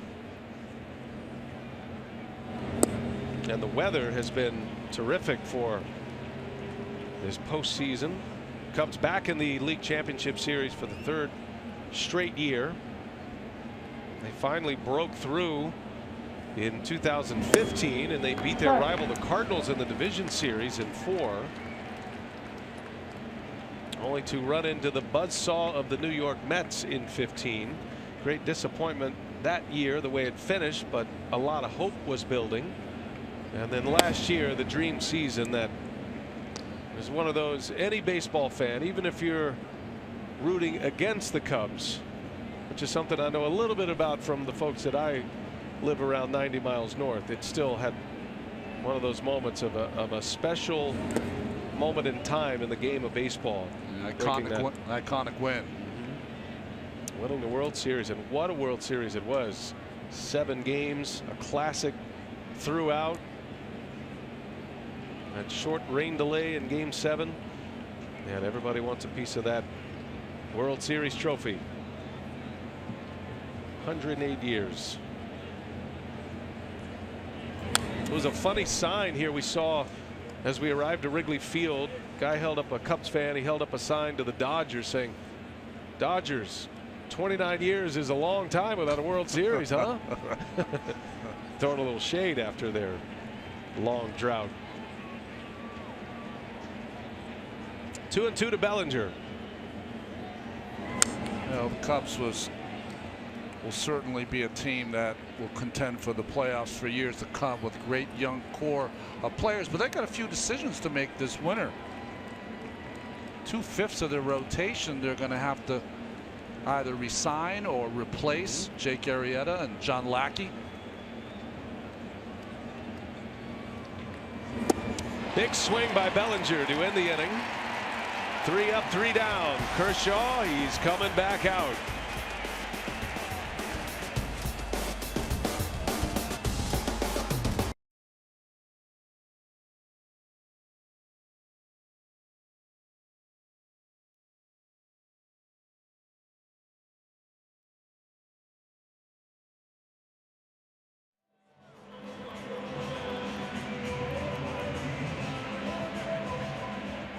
Rooftops at Wrigley, just beyond the wall across Sheffield. Clayton Kershaw back on the mound, starting inning number 6. So any thought that it might be a 5 and die for Kershaw with a 9-1 lead? The Dodger ace is back out there. He's only given up The 2 hits, the 1 run of Brian Homer, and Almora swings and fouls it away. This is the Cubs leadoff hitter. It'll be Almora, Schwarber, and Bryant. Pitch count is low enough, only at 79 now for Kershaw.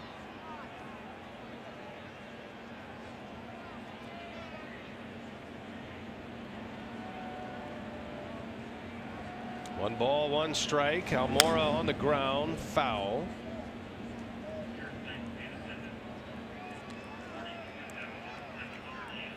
Now the Dodgers jumping out early tonight, giving Kershaw runs to work with.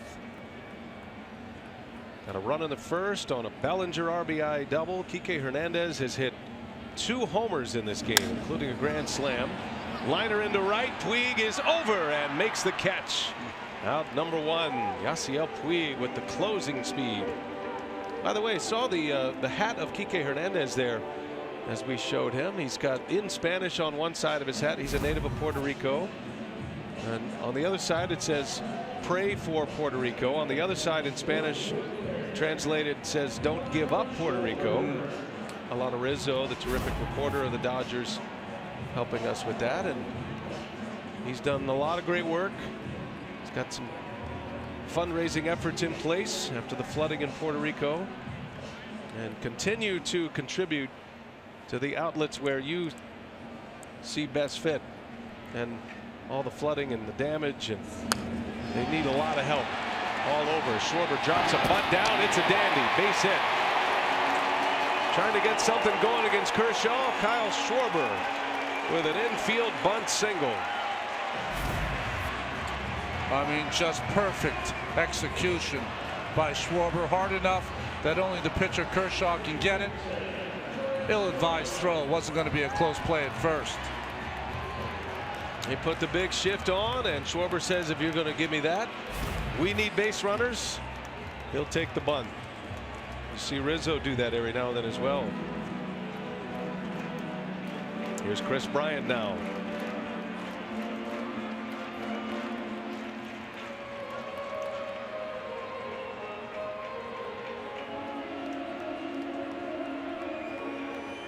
Kershaw's got another Wentz going right there. He's done that a little bit tonight. Just as he stepped on the mound, he's flexing his leg a little bit. Whatever it is, it's not enough for the Dodgers to remove him from the game. But all of a sudden here in the last couple of innings, does not look comfortable. He's flexing his right leg again. Well, remember, this is Kenta Maeda up. He slid hard to get to that bunt. Maybe tweaked it a bit on that.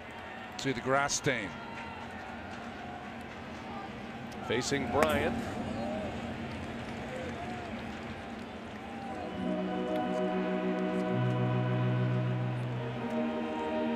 Bryant had the Cubs' first hit. Came with 1 out in the 4th. He hit 1 out to left. There's a miniature scoreboard there just above the basket. It hit the top of that scoreboard and then caromed out. Anything that clears the basket is a home run here at Wrigley. Bryant was the first batter to hit the brand new scoreboard a couple of years ago when it was unveiled. The big one in left center. The one Wilson Contreras hit last night, and Justin Turner. That's a long way back there. On the ground, Turner's got it. He fires to second, out there, throw to first, not in time. Bryant beats it out. Nice play by Justin Turner.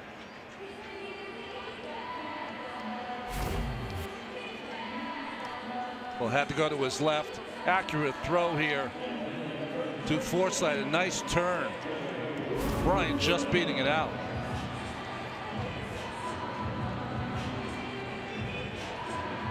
Red Turn 2 is his nickname and his Twitter handle. Middle infielder. Part of his infield game. I don't know if he would have maybe launched on Twitter after he'd started launching all these home runs. It might have had a different name, like Red Launch or something. But that was his identity, right? Playing in the middle infield, ability to turn 2, good defensive player, hit for a decent average. Red October could be someplace he could go too. It's a good one. Riding the headlines, Ron. He's got a beeline to the MVP of this NLCS. Rizzo pops it foul and out of play. Can't imagine Dave Roberts allowing Kershaw to go more than 6 here tonight. And you might see him go for Maeda if a couple of men get on base with one away. Pitch count at 88. Not a problem for Kershaw, but the Dodgers have been very protective of Kershaw, especially since coming back from the disabled list. And Rizzo lines one, and right there to make the catch is Forsythe. The shift has taken 3 hits away from Anthony Rizzo. Inning is over. Kershaw is through 6. It is 9-1 Los Angeles in Game 5.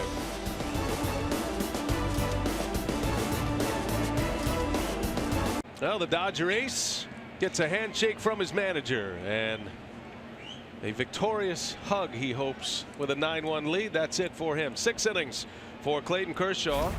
Gives up 3 hits, 5 strikeouts. Got a chance to win once again. 9-1 the score as we go to the 7th inning.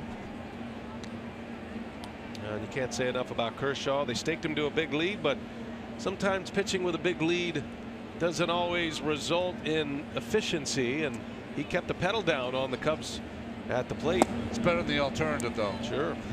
Getting 9 points always helps. Well, and he'll be. But he looked good. His curveball looked sharp, hitting both sides of the plate. Just one mistake to Bryant. Giving up just 3 hits tonight, 1 walk. Yasiel Puig leading off for Los Angeles. Puig, Forsythe, Hernandez.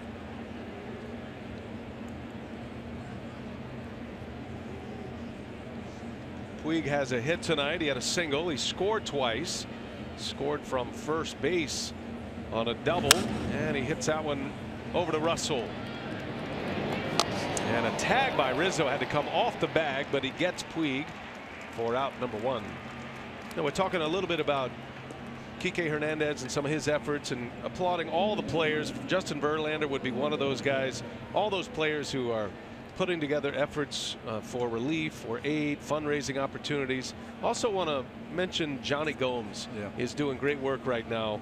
The wildfires in Northern California, that is his home, and he's out there with boots on the ground trying to drum up. He's got a GoFundMe page right now. We want to support that as well for Johnny Gomes, who's had his October moments in the past, and good work by some of these players using their platform to raise as much money as they can. And Johnny from Petaluma. You were mentioning Puerto Rico, Kike Hernandez. Yadier Molina has done a great job. Carlos Beltran, of course, and the ex-great for the Yankee, Jorge Posada. So the games continue, and it's great to see the Astros back in the postseason, and they've adopted the Boston moniker, Boston Strong. They've gotten the Houston Strong moniker going, and the flooding that devastated that area. So these players doing what they can. It's much appreciated, and it's been a pleasure to watch these guys compete as they do between the lines, and then do great work outside the lines as well. Major League Baseball heavily involved as well, and you can find out all you need to know at MLB.com if you're trying to contribute.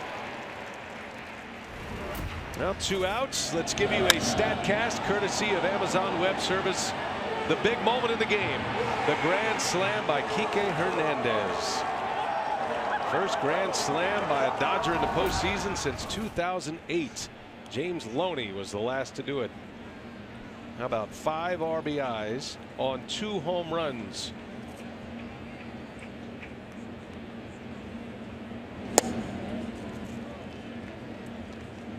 On a day when Dave Roberts told us before the game he wants to slide Hernandez out of the cleanup spot, put Puig in there, the big run producer, and wouldn't you know it, he gets 5 RBIs. Kike Hernandez batting in the 6th spot in the order. Well, the big question for the Dodgers, they hold on here, is Seager, if he's going to be healthy for the World Series, because that will give them even more depth in that already great lineup. Well, Seager is participating in baseball activities right now back in Los Angeles. As you see, Kershaw and Hill, 1 and 2 starters for the Dodgers in this postseason. That's going to be a major question going into the World Series. If the Dodgers hang on to win this game with this big lead. Hernandez aboard once again. Don't want to give it away too early here. Topics to discuss for our friends in the studio, and you can head over to TBS Facebook and Twitter right now. You can watch the bottom of the 7th inning. Casey, Shep, Pedro, Jimmy, Ryan Howard is our guest last couple of days.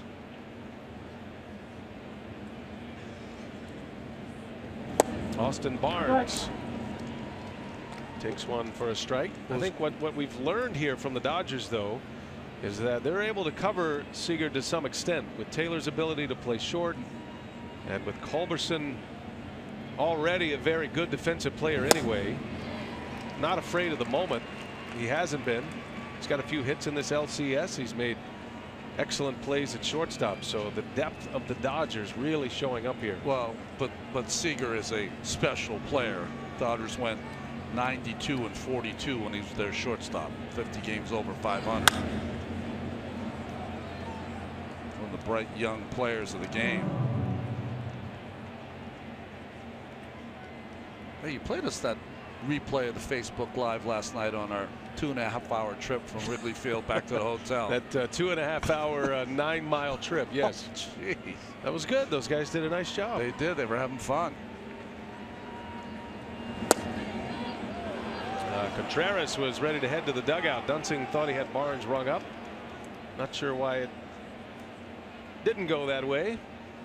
Give him a little slack, I guess, but this one was true. Usually in these kind of games, anything close, or in any game, if it's in the strike zone, it's that's true. Should be a strike, maybe. There you go. Make up. Yeah. There you go.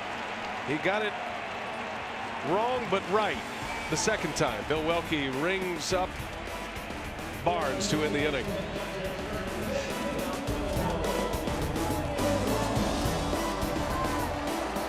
On third inning, the big inning for the Dodgers. They batted around, got a grand slam from Kike Hernandez, and now lead at 9-1. Brian Anderson with Ron Darling, and a lot of ways you could go here. Kenta Maeda is in for Kershaw, but the Dodger ace was good, and the Dodger offense was fantastic so far. Well, he was solid.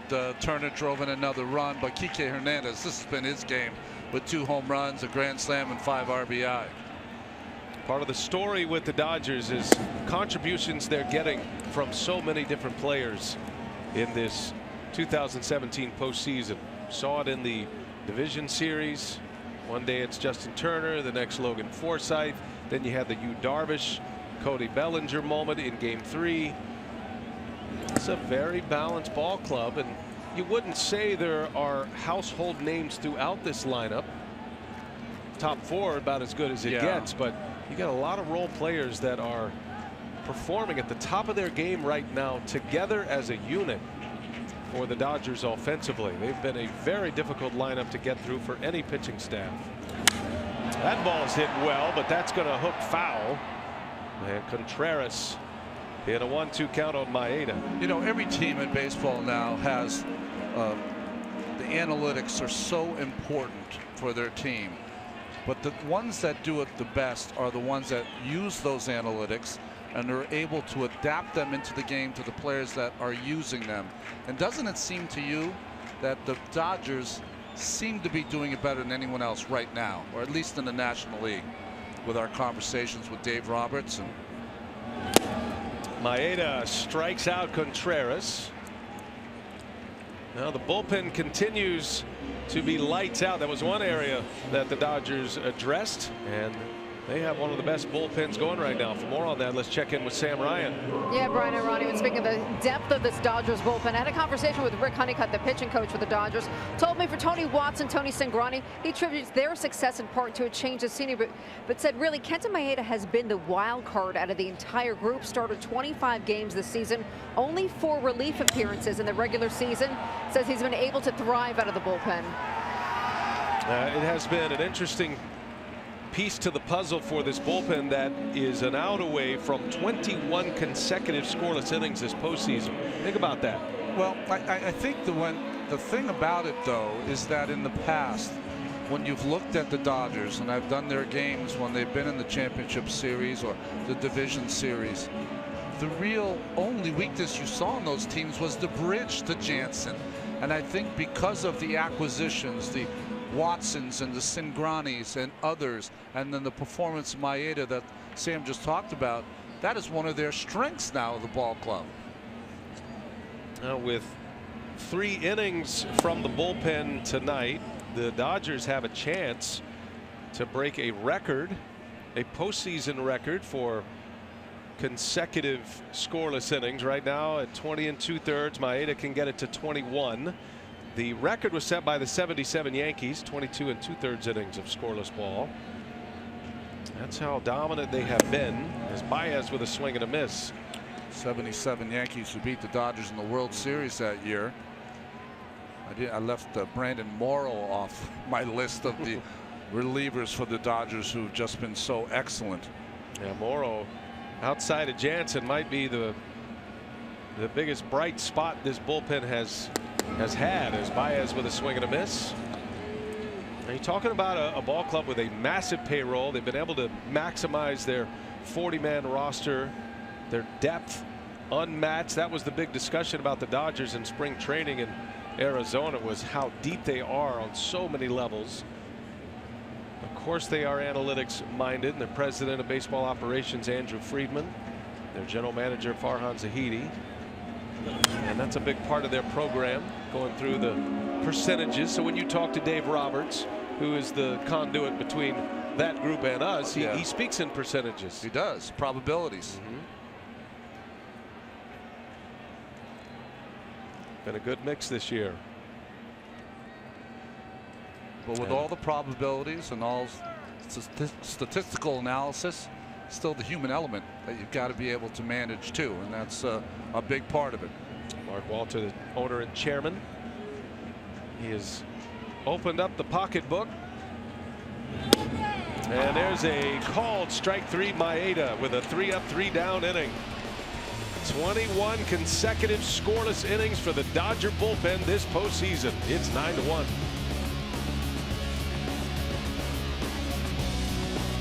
Play of the game, and perhaps the swing that sends the Dodgers to the World Series. Got a big lead, 9-1. Kike Hernandez with the grand slam. At that point, he made it 7-0. Part of a 5-run third inning where the Dodgers batted around. Kike Hernandez with 2 home runs tonight, 5 RBIs. He's also walked. Mike Montgomery is on the pitch for the Chicago Cubs. There is a double switch. If you're still keeping that scorebook at home, God bless you if you are. Ian Happ takes over at second base as you take a look at the numbers on Montgomery. Try to get a couple of innings out of Montgomery. And Happ will be due up second in the bottom of the 8th inning. There's Happ.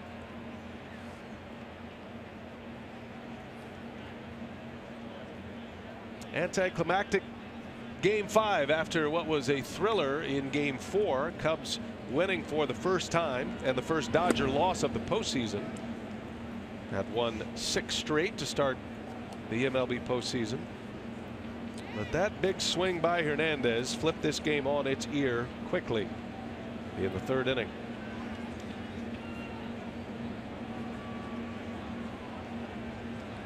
Well, coming into this game, the Cubs were hoping to take this one to put a little more pressure on the Dodgers if they had to go back to LA, but doesn't look like that's happening. Culberson in the air, deep center. That is going to bounce off the ivy. And Charlie Culberson is thinking about third base. He is on his way, and he is in there with a triple. Charlie Culberson Welcome to the party. Culberson with 2 hits tonight gives him 4 for the National League Championship Series. Did not start the last 2 games. Wow, what a pull that was. Spent the whole year in AAA, a September call up. Now he gets a big spot in the NLCS, and he's come through for him. Single, 2 doubles, and a triple now for Culberson in this series. Remember, he had a sacrifice fly that tied the game, game 1, with Kershaw on the mound. Everybody wondering what kind of offense they were going to get minus Seager's bat.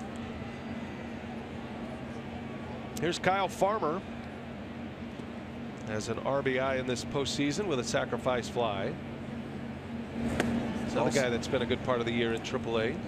Culberson also in the middle of that play that was reversed with Contreras at the plate when he stuck out his leg to make the out at home plate.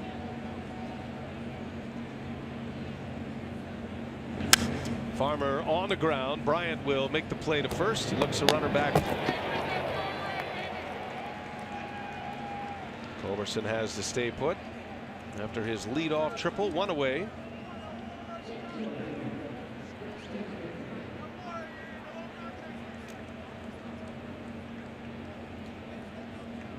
Back to the top of the order, and Chris Taylor. 2 more hits tonight, 6 in the LCS. A couple of home runs. Each of his home runs put the Dodgers ahead.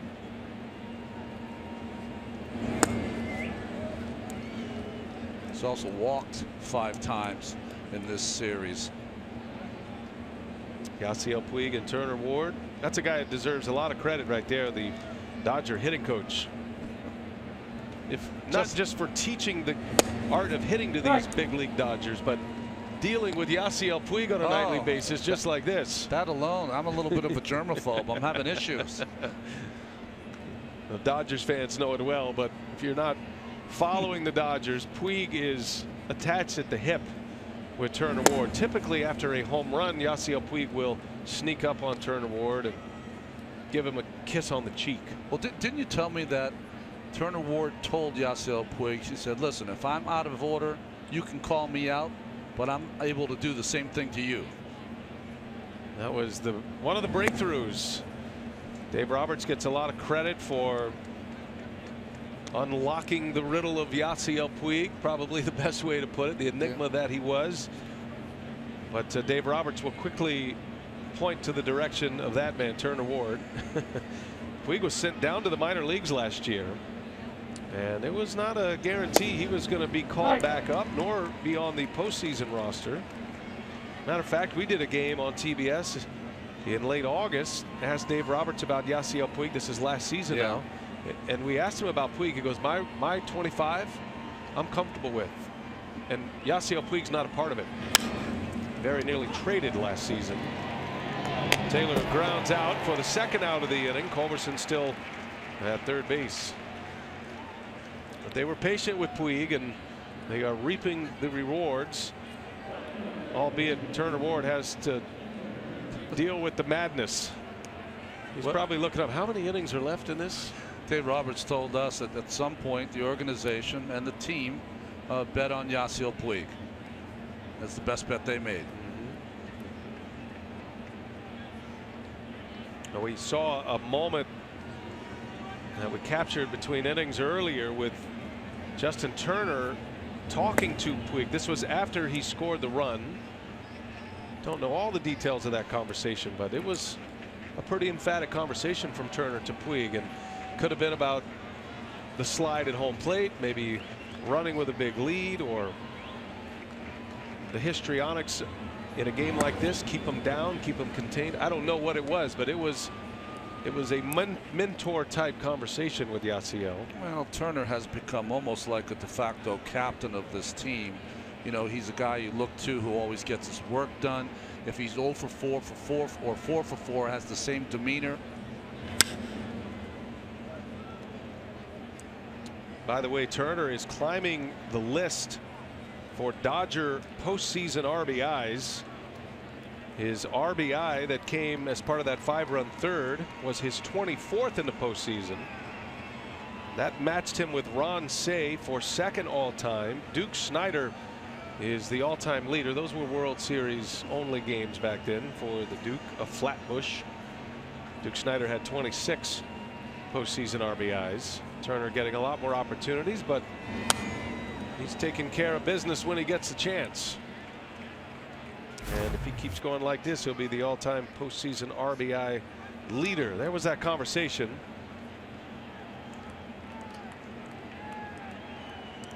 Well, just a quick little meeting there, as if a little reminder for Yasiel. You know, they got plenty of guys on that bench, though. That's part of their depth also, with Curtis Granderson, Chase Utley.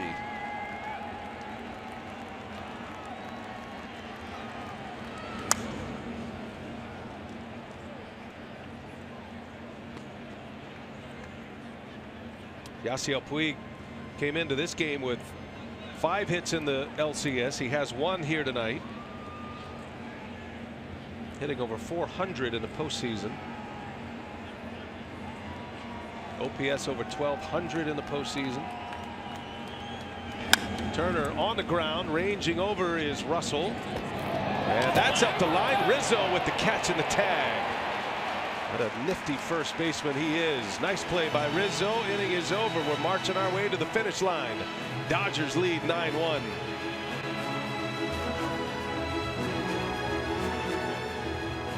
'17 National League Championship Series is presented by Camping World. Yeah, maybe next inning. Cubs fans ever hopeful. It's looking more and more like a victory lap for the Los Angeles Dodgers after a 5-run third. They lead 9-1. 6 defensive outs to get for the Dodgers to head back to the World Series for the first time since '88. You know, we've talked about the bullpen and how strong it's been in the postseason for the Dodgers. None stronger than Brandon Morrow. Entire postseason, 7 1/3 innings pitched, 81 pitches. Don't get much more economical than that. And you're talking about some multi-inning outings as well. Getting 4 outs at times for Brandon Morrow has emerged as a real force in front of Kenley Jansen in the Dodger bullpen. Ben Zobrist leads off for the Cubs. And just talk about a little bit from a manager's perspective, right? So the Dodger bullpen in this league championship series is averaging just shy of 13 pitches per inning.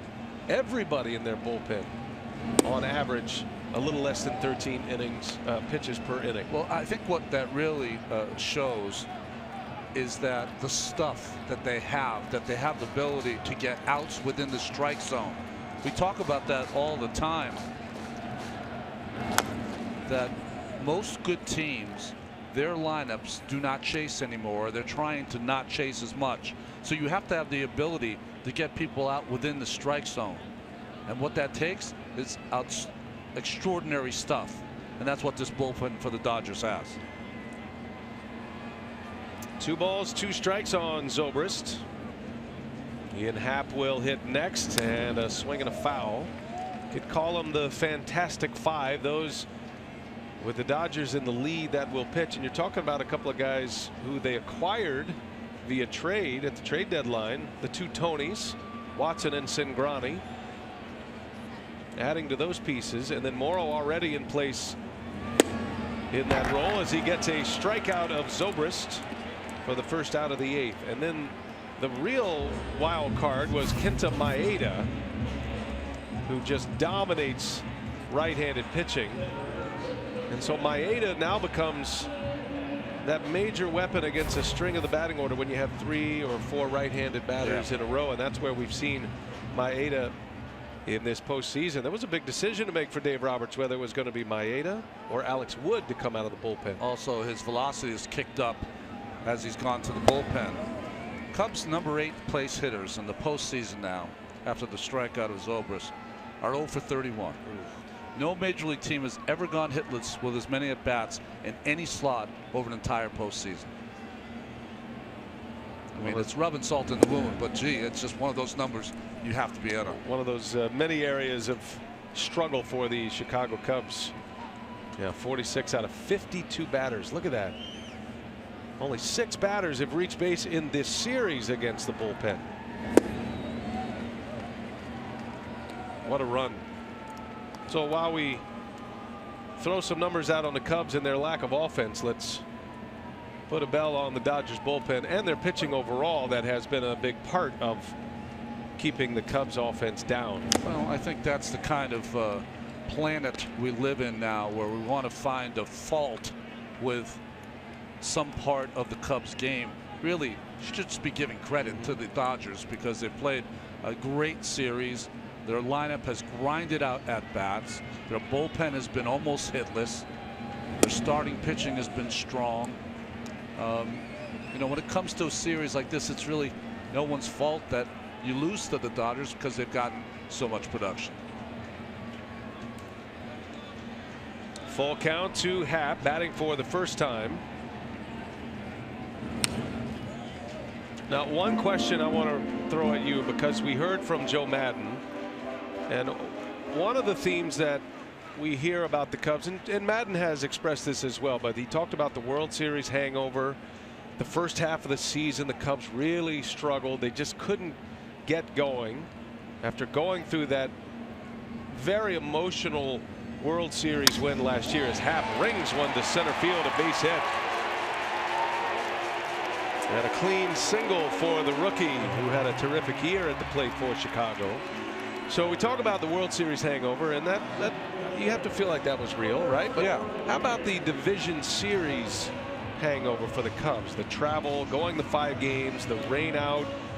What kind of effect really do you think had on the Cubs going into the LCS? I think it had minimal effect, and the reason I say that is because how well the Dodgers played. Even at the top of their game, the Cubs would have had a handful with the Dodgers. You know, I think early on in the season, when I was talking to Joe Maddon, he talked about that malaise, that hangover from last year's World Series championship. He said the proudest he was is that he was patient with his ball club. He kind of let them come around. He gave guys time off, days off, to try to get healthy, things like that, so that in the second half they caught fire and went 49-25. But in that second half, they averaged almost 6 runs a game, and that really is the reason that they've lost this series, is that their best hitters have not been able to get the job done in this series. That's as simple as that. And Maddon continuing to ride those players that brought him to this place, brought the Cubs here. All these very recognizable players, that many of whom were on that World Series winning team last year. Only the Indians had a better record in the second half than the Cubs. And that took 22 in a row to get that record. All right, Cubs won 49 games in the second half. They were 5.5 back of the All-Star break. They jumped out quickly in the second half right after the break to catch the Brewers and pass Milwaukee. And then they just kept the hammer down as Morrow strikes out Almora for the second out. Cubs in the second half had the 2 of the 3 best starters ERA in the second half. Hendricks really turned it on in the second half. Arrieta the same. Steven Strasburg led all National Leaguers in ERA in the second half, but they did get the great pitching from their starters. And Wade Davis was terrific. Their bullpen actually was pretty good leading up to Wade Davis, especially with Carl Edwards. He's had his troubles here in the postseason. But they hit the skids at the wrong time, and the Dodgers are responsible for much of that. Shift is on for Schwarber with 2 away.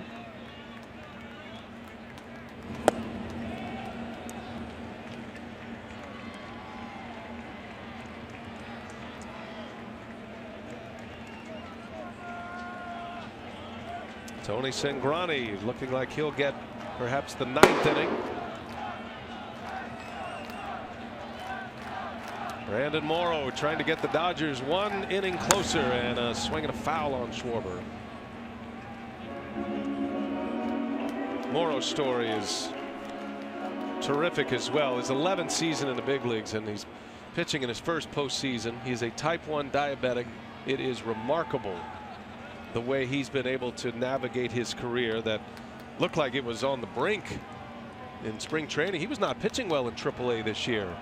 Had a clause in his contract to get called up to the big leagues, or else he could have become a free agent. Dodgers gave him that chance, and did they find lightning in a bottle with Morrow, who strikes out 3 batters. He's been doing that all postseason long. What a pitcher.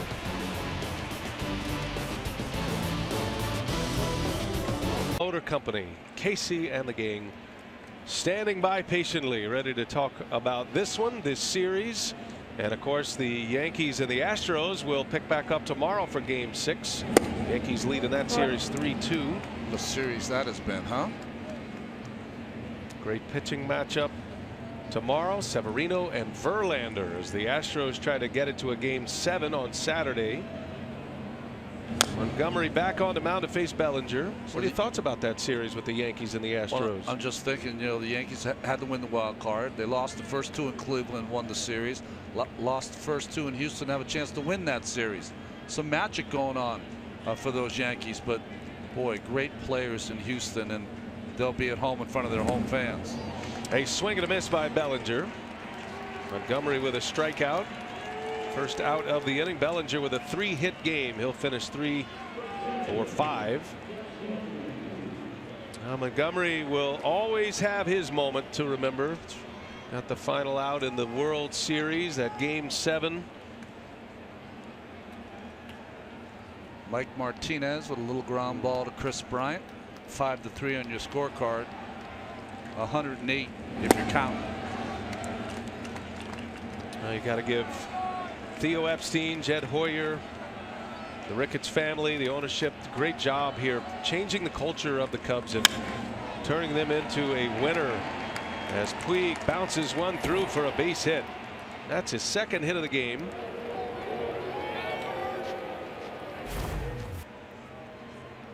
This little sinking fastball from Montgomery, well placed here by Puig up the middle.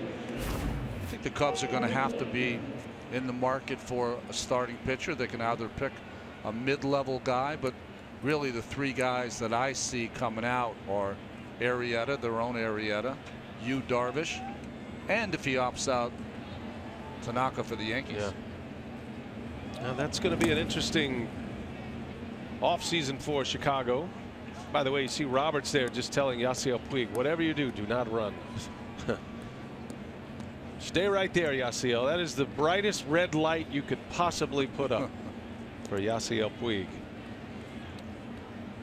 It was interesting hearing from Jake Arrieta prior to his start yesterday, the day before. Forsythe in the right field. Arrieta was. He answered the questions. Yeah, he was talking about his time here in Chicago, and he was willing to go there. Yeah, I was not sure he would go there, having to make a start yesterday for Game 4 of this series. But you know, they turned him around, and give him a lot of credit as well. What changed Arrieta from his time in Baltimore to what he became, a Cy Young Award winner with the Chicago Cubs. He got a great ovation on his way out. Jed Hoyer, general manager. Well, it was great work by the Cubs and his pitching coach Chris Bosio. Great work by Jake himself to turn himself around, where, you know, all the work he's done not only on the mound but off the mound with his diet and his workouts and all those things are going to make him a very attractive free agent. Arrieta winning yesterday's game, 3-0 in elimination games for Jake Arrieta as a member of the Chicago Cubs. Only gave up 3 runs in 21 plus innings. And by the way, Arrieta's win yesterday was his 5th postseason win, which tied him for the most in Cubs history. Hernandez, a high fly ball. Is he going to do it again? Kike Hernandez has done it again. His 3rd home run of the game.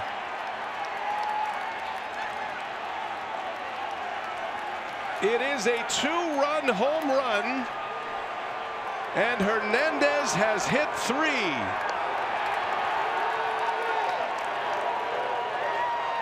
Ties a major league record for most home runs in a game in a championship series. Last time it was done, Adam Kennedy of the Angels. Bob Robertson on that list. George Brett on that list. Whoa. And now Kike Hernandez with a 3-home-run game. Wow. What a performance. A day he will never forget.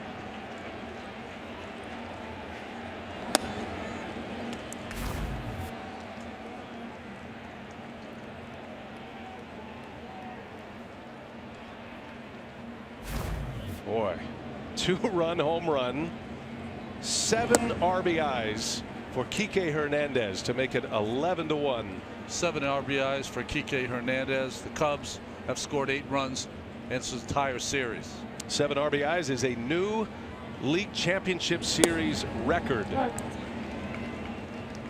for a single game. It had been 6. There's a Cub on that list. Aramis Ramirez did that in 2003. Will Clark, Johnny Damon, each with 6 RBI games in an LCS. And now Hernandez with 7, and now Barnes into left center with a base hit. Record-setting night. What? And the best reactions you've ever seen. That Dodger dugout erupting along the first base side. Ball was thrown back on the field. Oh, Chris nice. Woodward, the third base coach, got it. When the Wrigley tradition really pays off for a player with a historical night, throwing the ball back on the field. There's a line shot back up the middle, base hit for Culberson. Charlie Culberson with 3 hits.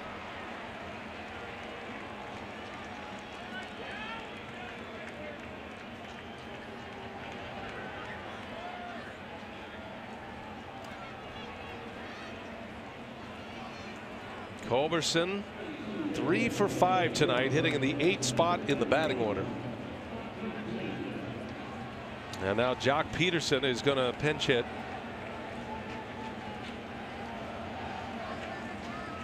I have to laugh because Dave Roberts, you know, he pours through the lineup with us, which is great. We get to dive into the manager, talk about why he's making moves. He goes, you know, I feel like we need a run producer in that cleanup spot. So he moved Hernandez out of the cleanup spot. And he drives in 7. And he became the run producer. Sets a new LCS record with 7 RBIs. Maybe he's found a spot in the 6 hole. Boy, that's great to see. What a night. Magical.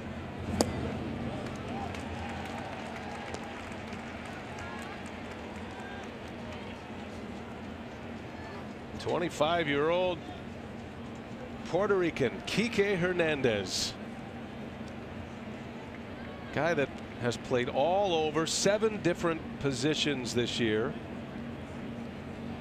He played every position that you can play in a baseball game except pitcher and catcher.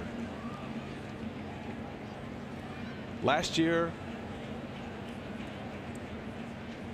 proved himself as a versatile utility piece. Dodgers got him as part of that big deal, 7-player deal that included Deke Gordon.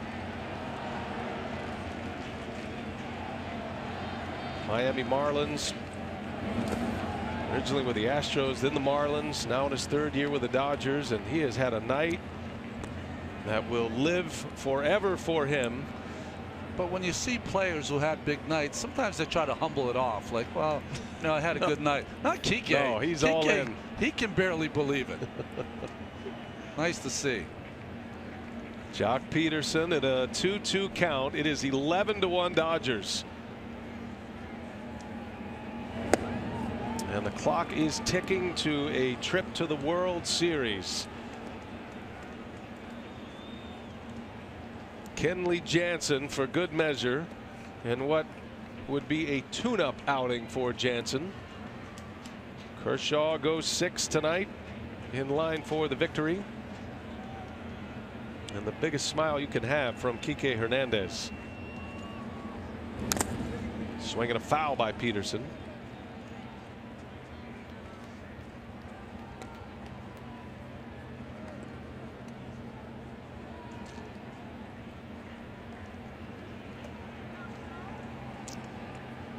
Not much for that man to do at this point or in this series. The Dodgers have just had the Cubs number so far.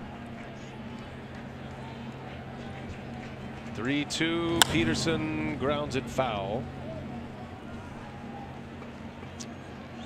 Just tells you the difference kind of a year can make, as the Dodgers had to watch the Cubs celebrate after the Cubs won Game 6 of the League Championship Series against the Dodgers last year, and they're turning the tables a year later. Yeah, beating Kershaw, celebrating here at Wrigley Field, the Cubs. And Dave Roberts pointed out, he said, look, you know, when it was all said and done, you look back on it, the Cubs were a better team. They were a better team. They outlasted us. They earned their trip to the World Series. But Roberts, with complete confidence, wouldn't call it arrogance at all, but extreme confidence in his ball club this year, stating the fact that he thinks they are the better team. They are the best team, as a matter of fact. There is a strikeout, and the inning is over. You can call him Senor Octubre. Kike Hernandez with 3 home runs in the NLCS Game 5. What a night. 3 homers, 7 RBIs for Hernandez. It's 11-1.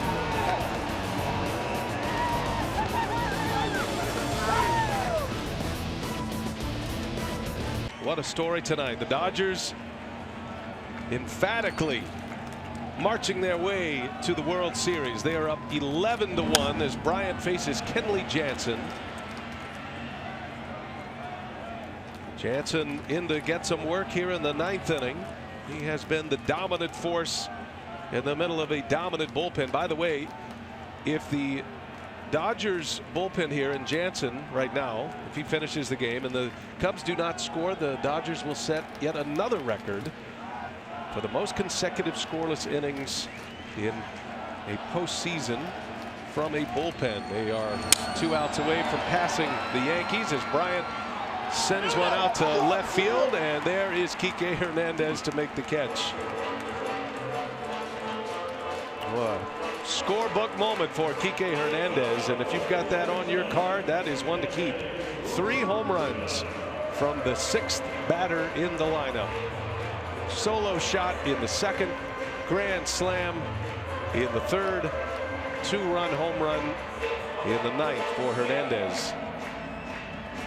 A day after the anniversary of Reggie Jackson's 3 home run game against the Dodgers in Game 6 of the '77 World Series.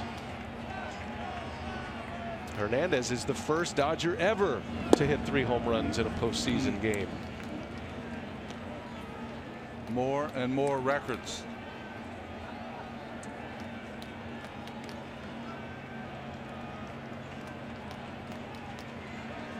Jansen facing Anthony Rizzo. It's impressive how many fans have remained here at Wrigley Field. They want to see one last go around. It'll be a huge ovation for the Cubs, celebrating another division title for Chicago, back-to-back division championships.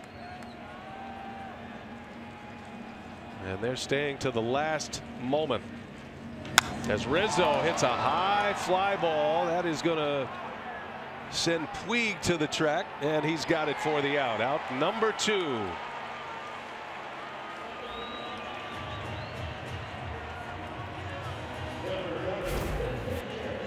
Kike Hernandez hasn't missed much. Missed the high 5. Look at Puig's like back in. That was after the first home run, and so this time around Puig says no. You don't know how to high five. That's about all he hasn't done right tonight. Puig is saying if first fly ball to left field, second fly ball to center field, this one's coming to center field. You're next. Taylor.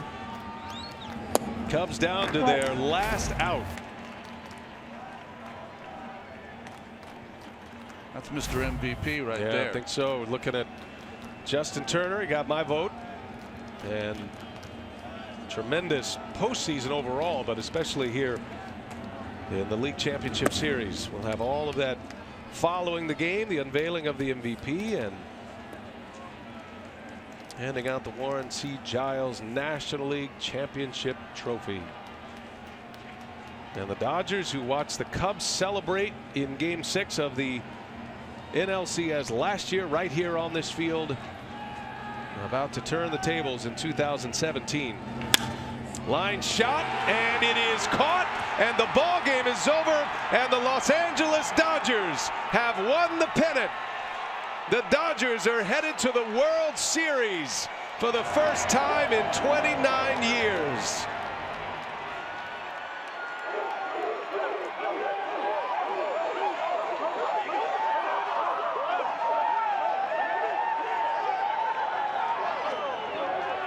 What a night for the Dodgers, and what a team they have been. The team with the best record in the major leagues this season, 104 wins, a sweep of the Diamondbacks in the division series, and they take down the Chicago Cubs in the league championship series in 5 games. 3 home runs by Kike Hernandez, a record set with his 7 RBI. A record now set for the bullpen, 23 consecutive scoreless innings in the post, and on their way to the World Series. An 11-1 final. And for the Cubs, the end of the line, another successful season, a division title. And it ends right here at Wrigley Field as the Dodgers celebrate their first pennant since 1988.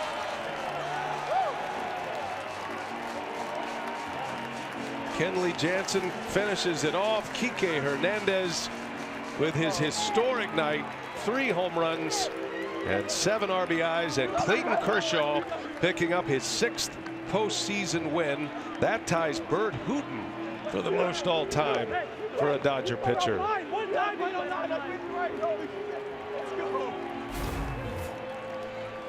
Well, a BB off the bat of Contreras, and Culberson, appropriate, he makes the catch.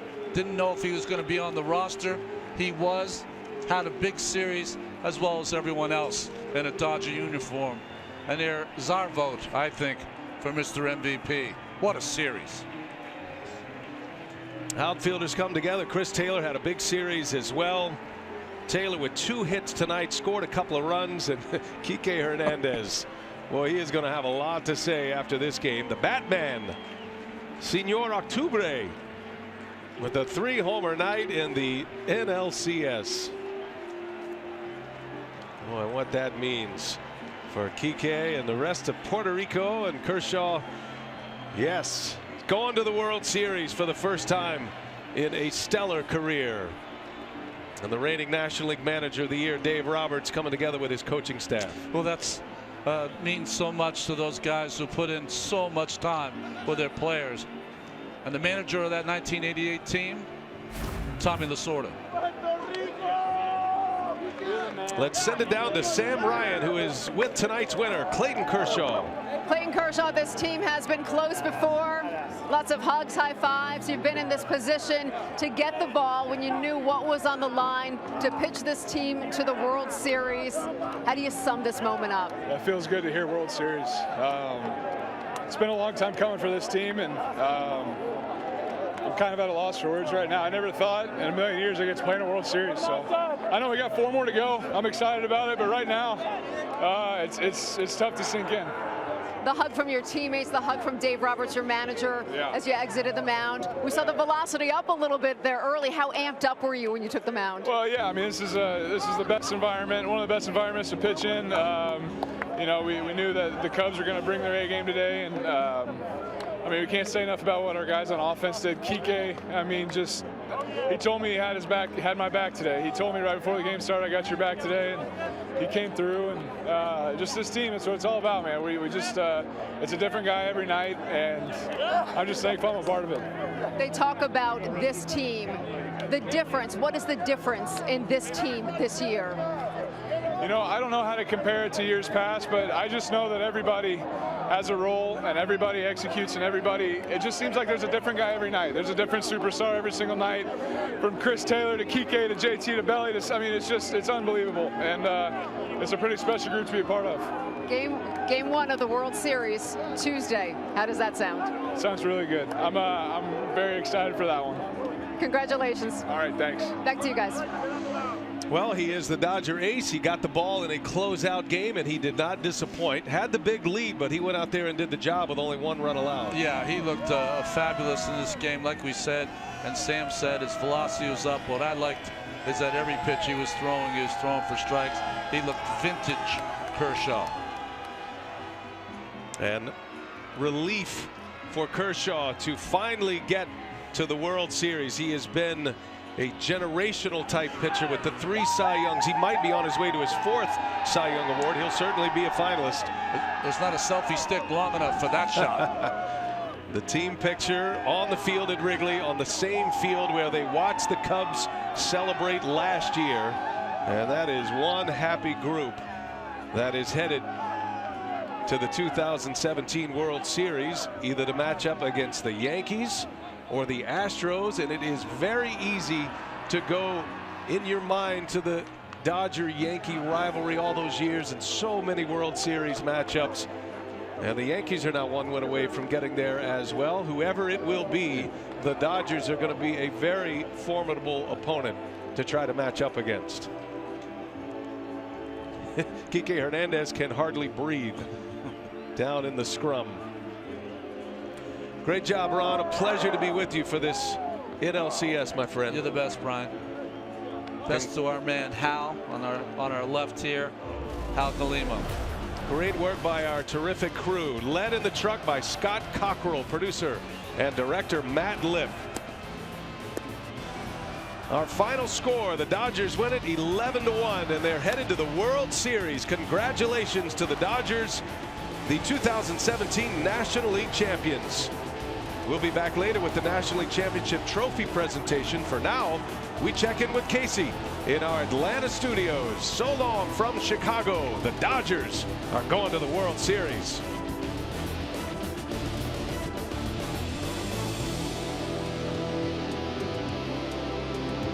Are anxious to get to. We are in the dungeon of Wrigley Field here, and we're here with the Chief Baseball Officer, Joe Torre.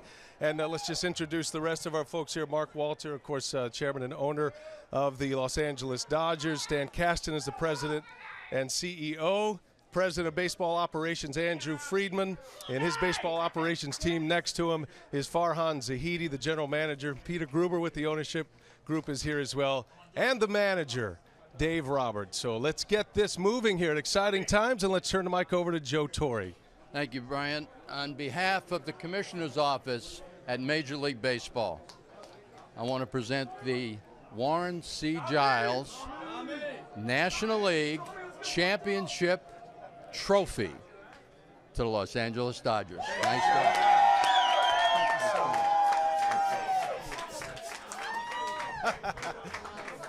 Well, Mark, I want to talk to you guys. Let's go down the row here, but start with you, Mark. 5.5 years of ownership here, and your goal was to bring the winning brand back to the Dodgers. Now this brand is headed back to the World Series for the first time since '88. Yeah. First of all, I want to make sure we congratulate the Cubs and the Ricketts family. World champions 3 times in a row in the NLCS. I mean, what more can you say? They've done an incredible job, and they need our congratulations. Second, I really want to thank all the coaches, the team, all the players. Incredible job all year long. We've got more to go, but this is a good milestone. And to all the fans who've supported us, it's been a little bit of a long drought, but we are bringing a World Series back to LA. Absolutely, yeah. Oh, yeah. The Champagne Cup, that was Yasiel Puig, courtesy of that. Andrew, can you come on over here and get by Stan and the trophy? And this ride for you, coming from the Tampa Bay Rays, building that organization as you did, Mark's opened up a lot of the purse strings, and yet you've produced so much talent at this level for manager Dave Roberts. Talk about your ride and all the people you want to thank in your baseball ops department. Yeah, I can't thank ownership enough, Stan Kasten, for the support they've given us. What's incredible about this accomplishment is the number of fingerprints that are on it, from our pro scouting department to our international department, our player development. Everyone has had a hand in helping to sculpt this roster, and the depth and the talent that helped us in the regular season obviously helped us get to this point. Well, congratulations, Andrew. Headed to the World Series again, did it with the Tampa Bay Rays. Dave, can I get you for a moment, sir? Dave Roberts, the reigning National League Manager of the Year, and now You are a World Series manager as of a few days. Your thoughts? You know what, BA? It's a special group from the top to the bottom, and for the city of Los Angeles, it's been a long time, and it took a lot of people to get to where we are right now, and we're going to celebrate this moment. Everyone in this room earned it.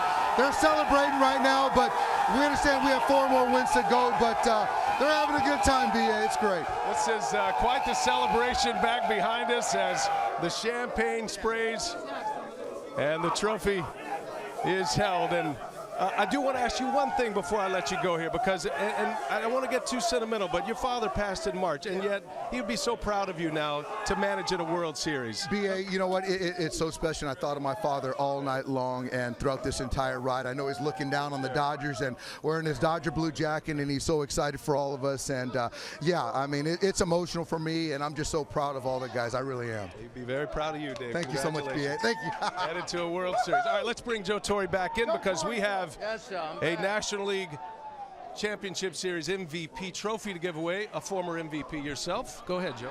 Yeah, Brian, we've got 2 winners for the MVP award, and they're standing right here, Chris Taylor and Justin Turner. Your co-MVPs of the NLCS. Justin Turner.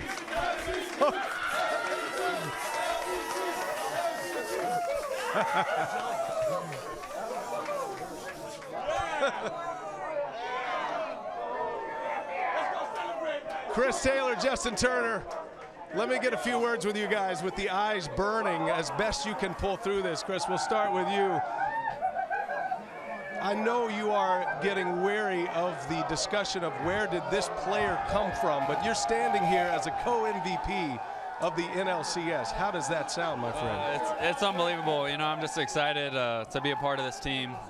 What a group we have. You know, all we've been through all year. It's just overcome with excitement, and it couldn't be happier. Talk about playing shortstop, playing center field, doing all of that, getting on base as you have, hitting the big home runs to give your ball club the lead. This is one of the best lineups in the major leagues right now, certainly in the postseason. And talk about your role in that lineup. Yeah, you know, and just trying to get on base for these guys to drive me in. You know, have good at bats, stay within myself, control the zone. That's something we talk about all the time. And you know, just not trying to do too much. All right, let's bring in Justin in here, co-MVP. Last year, we saw co-MVPs with the Cubs. This year, 2 guys get to share this award, you and Chris Taylor. And Justin, your numbers here in this year, 7 RBIs, had the walk-off home run, 29 years to the day of Kirk Gibson's home run. The special moments for you, what stands out the most, other than that walk-off, would you say?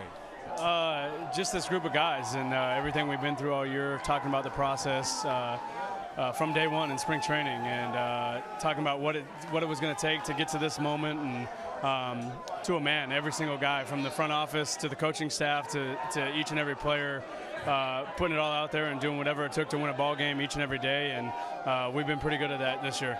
I don't think there's a player that could better represent the Dodgers than you. You grew up such a Dodger fan from Long Beach, Southern California kid to Cal State Fullerton. Can you put it in perspective? You've got 4 games to win, I understand that, but can you put it in perspective what it means for Dodger fans everywhere, you representing them in the World Series now? Yeah, you know, when Kenley and I signed back, they did a press conference at the stadium, and both of us talked about unfinished business and wanting to bring a championship back to LA and bring a World Series back to LA, and you know, we accomplished that. But like you said, there's a lot of work in front of us. We're still not done yet.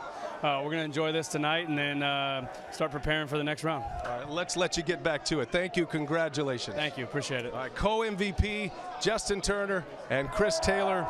And Casey, that is the story from the batting cage here at Wrigley Field. It is a huge party back there going on as they spray the champagne. Congratulations to the Los Angeles Dodgers. We'll send it back to you, bud.